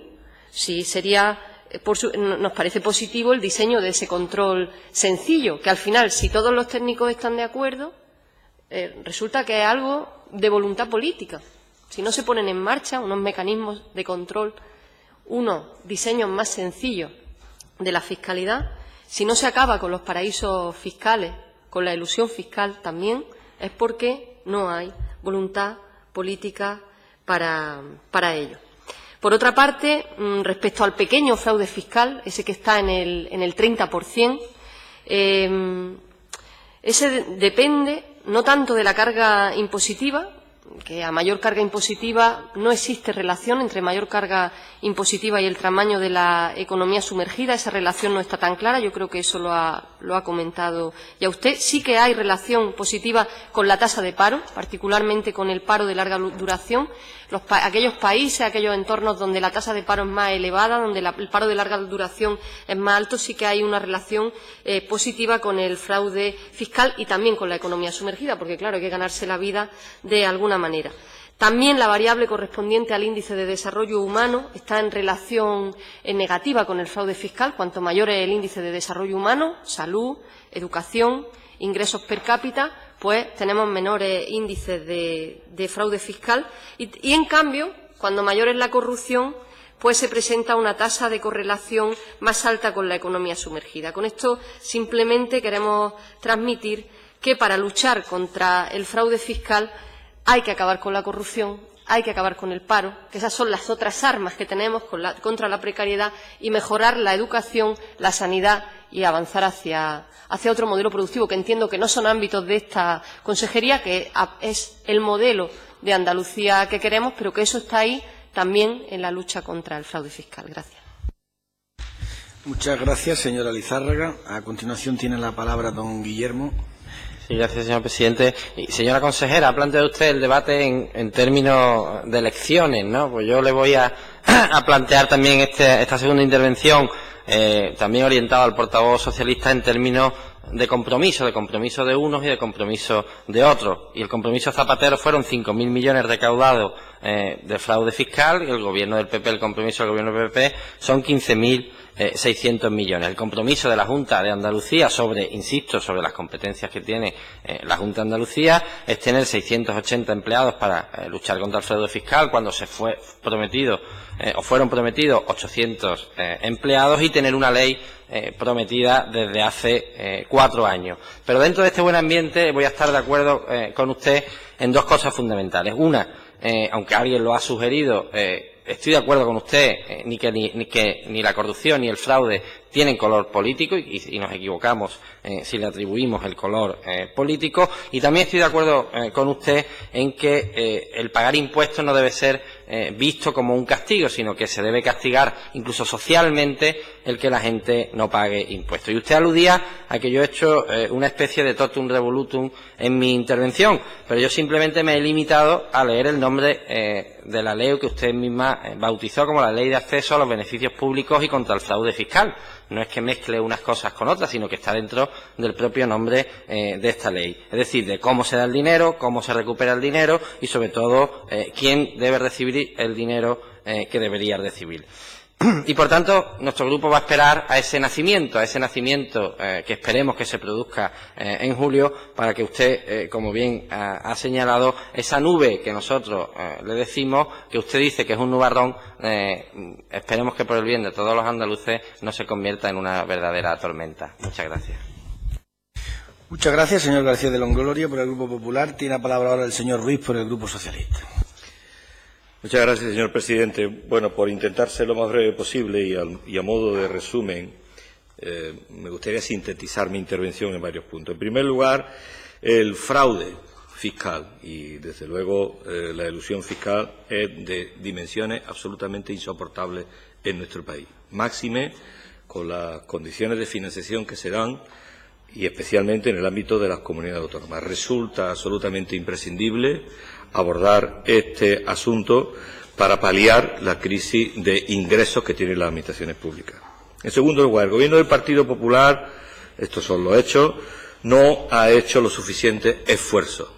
Al contrario, los pocos esfuerzos que ha hecho, en términos de cuantía de recuperación supuesta del fraude, han ido precisamente a los más débiles. Y lo que ha hecho el Gobierno del Partido Popular, ya se ha dicho, es una amnistía fiscal y una reforma fiscal que, a la luz de todos cuantos han opinado en este sentido, es más regresiva, es más desigual y favorece más a las rentas más altas y mantiene además una arquitectura, como se ha dicho, fiscal con altos costes de transacción y, por tanto, que favorece la elusión fiscal a aquellos que más se lo pueden permitir, es decir, a medida de aquellos que pueden defraudar. En cuarto lugar, el Partido Popular no ha dedicado los suficientes recursos, lo dice la propia Unión Europea. En Europa se contabilizan como media 958 contribuyentes por cada funcionario de Hacienda. En España, 1.900. Por tanto, el Gobierno tiene que hacer más esfuerzos y, además, no solo para dotar de más medios, sino, lo que es más importante, para que haya mayor coordinación entre todas las administraciones tributarias y no tributarias, y desde luego con la Unión Europea. El propio Moscovici le llama la atención a los Estados miembros de la Unión Europea y especialmente en España, porque se detecta, como dije antes, que ha dejado de recaudar casi 25.000 millones solo en concepto de IVA en 2 años. Y mantiene que los Estados miembros, y en concreto y en especial España, tienen que afrontar la evasión fiscal y el fraude tributario como un asunto de la máxima prioridad. Es decir, tenemos que colocarlo en el conjunto de la agenda. Y además es una cuestión de todo. En todas partes cuecen habas, lo digo a los distintos portavoces, en todo. No es una cuestión de casta o de no casta, es una cuestión de justicia, es una cuestión de que la arquitectura fiscal y el sistema de inspección fiscal permita detectar, evidentemente, y en eso sí estoy de acuerdo, prevenir, detectar y corregir el fraude fiscal, porque estamos hablando de una cuestión que afecta al conjunto de la sociedad y, desde luego, a las políticas sociales. Por tanto, es una cuestión de todo, radica en la esencia del concepto de Estado social, de Estado del bienestar que tenemos, y, de luego, desde el Partido Socialista animaremos y seguiremos apoyando a la Junta de Andalucía en las labores que está haciendo, pero luego exigiremos al Gobierno de España, esté quien esté, que desde luego sitúe el fraude fiscal como un objetivo prioritario en su política fiscal. Muchas gracias, señor Ruiz. La señora consejera. Sí, muy brevemente, señor presidente, y trasladar, señora Cortés, que estamos en contra de los paraísos fiscales, por tanto, hay que hacer todo lo posible en la legislación internacional por evitar que haya territorios, lugares en donde los contribuyentes, los no contribuyentes, en ese caso, en esos países, puedan estar eludiendo el pago de impuestos a nivel de sus países de origen. Estamos a favor de una armonización fiscal que nos permita el que no se generen situaciones de espirales o de dumping que haga que al final pues haya una carrera, como usted decía, ¿no?, una subasta o una situación en la que pareciera que contribuir con menos impuestos es mejor socialmente, cuando todos conocemos que para las personas vulnerables o las personas trabajadoras, que cada uno haga frente a sus obligaciones fiscales de justicia. Y sí trasladar por matizar, ¿no?, que me parece que evidentemente los que más tienen más impuestos pagan, los que menos tienen menos impuestos pagan, pero que proporcionalmente a su nivel de riqueza, pues no hay una correlación, ¿no? Que esto es lo que yo creo que realmente es lo que ocurre, que no contribuimos en la misma medida en relación con lo que se paga, pero evidentemente aquellos que tienen unas grandes rentas y unos grandes capitales tienen unos tipos impositivos más altos, como es de justicia, no lo suficientemente proporcionales a las clases trabajadoras y a las clases medias, y sumarme a que tenemos entre todos que contribuir a perseguir la economía sumergida, pero es verdad, y fue objeto, usted lo dice bien, en alguna otra comisión, que los instrumentos con los que cuenta el Gobierno andaluz para la lucha contra la economía sumergida son instrumentos menores, no porque no quiera, sino porque esas competencias radican en otras administraciones, y de ahí pues nuestra absoluta colaboración con ellos para poder trabajar en aflorar aquello que es un fraude, eso sí que es un fraude para el trabajador y para todos los ciudadanos, pero no es por un tema de no querer eludir, de querer asumir nuestras responsabilidades, sino porque efectivamente las herramientas como la Inspección de Trabajo dependen del Ministerio correspondiente y no tiene capacidad la Junta de Andalucía de poder actuar en esa dirección.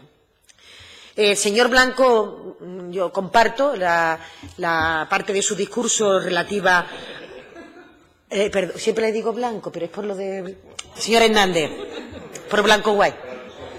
Por el Blanco Guay. Es un honor, vamos, de todas maneras, señor Blanco Guay. El señor Hernández por la asociación de apellidos.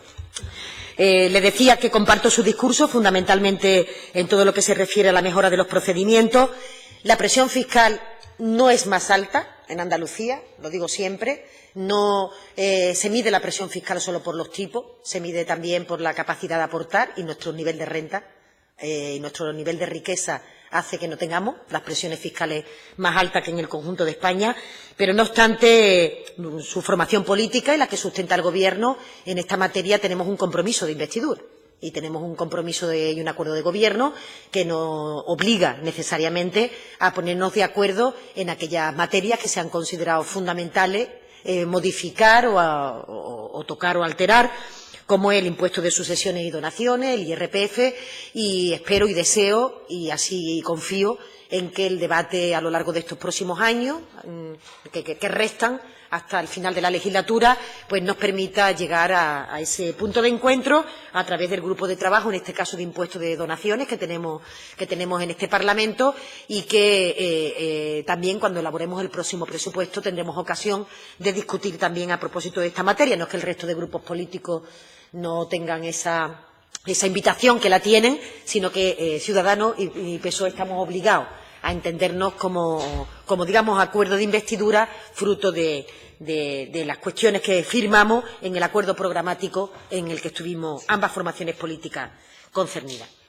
Yo, señora Lizárraga, en relación con la cuestión que le he trasladado, lo he hecho porque a veces también a mí me sorprende, ¿no?, que su formación política intenta meternos a todos en el mismo paquete, ¿no? Ustedes dicen que aquí somos todos castas, todos los que no son ustedes, ¿no? Entiendo, claro. Y fundamentalmente PP y PSOE. Creo que somos lo que ustedes denominan castas, como si comportamientos que todos denunciamos de algunos dirigentes o de algunos militantes políticos de nuestras formaciones fueran miméticos con el resto de las personas que tenemos un compromiso con esas organizaciones políticas, y gran parte de su discurso se fundamenta, eso de la casta se acuña porque poco menos que todos los que estamos aquí, que somos de otra formación política, que no es Podemos, es que estamos aquí por la cosa de que nos interesa en nuestro interés individual, por decirlo de forma suave, ¿no?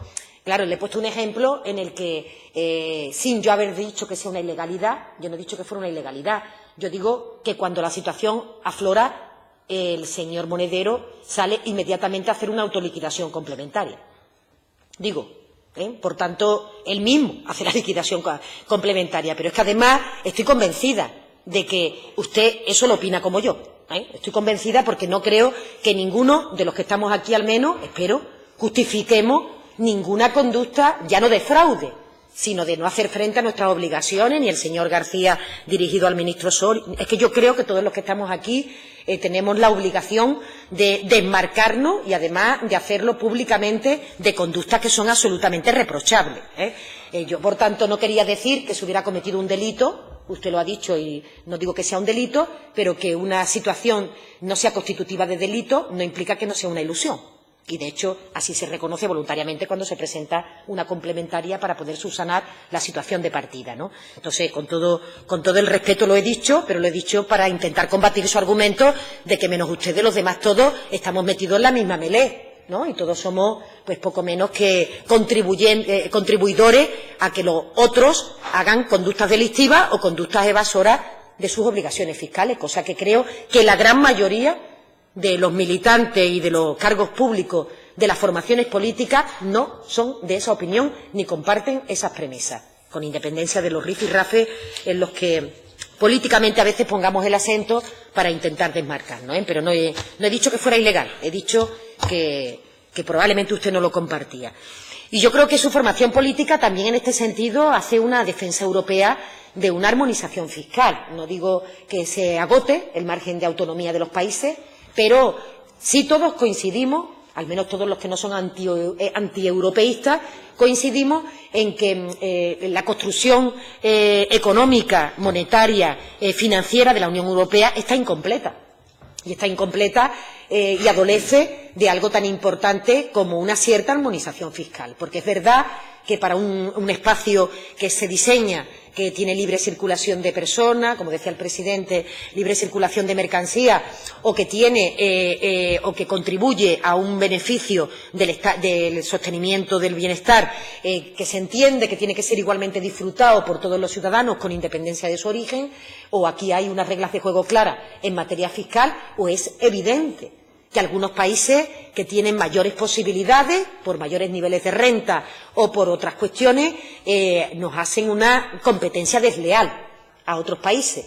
Y eso sí hay que combatirlo, porque si no, al final se concluye que el estado del bienestar no es sostenible. Es que al final, independientemente de cuestiones particulares, es que lo que se viene a decir es que el estado del bienestar no es sostenible y que aquellos países que aún tenemos, aunque sean mejorables, pilares del estado del bienestar, tenemos que ir en una línea de privatización o en una línea de mercantilización de nuestros servicios públicos. Y como eso creo que ni su formación política ni la mía lo compartimos, sería bueno pues que hubiera unas reglas de juego claras. Es verdad que la mayoría europea en este momento preocupa a la hora de hacer una construcción fiscal. Por supuesto, pues porque hay una mayoría conservadora y yo sí creo que hay en este momento claramente una diferencia. Si algo nos diferencia a las formaciones políticas que estamos en este entorno parlamentario, es que cada uno construiríamos una reforma fiscal distinta. Eso es verdad. O sea, tenemos puntos en común y tenemos discrepancias y probablemente ninguno copiaría exactamente el modelo fiscal de otro en relación con los tipos impositivos, con las bases imponibles o con las deducciones.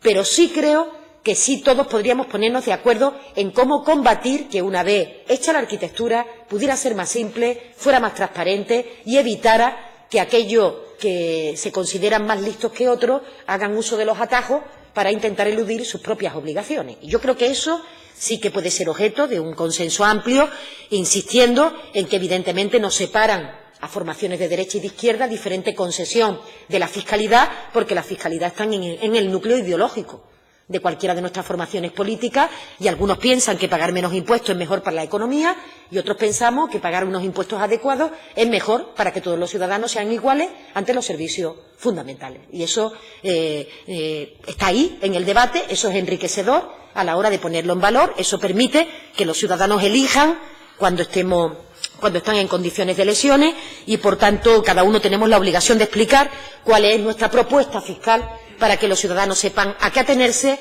y no se empañe el debate de medidas pues, que puedan ser populistas o que puedan ser medidas que no acompañan realmente el fin último que persiguen los impuestos, como es el bien colectivo. Y ya aprovecho y termino aquí.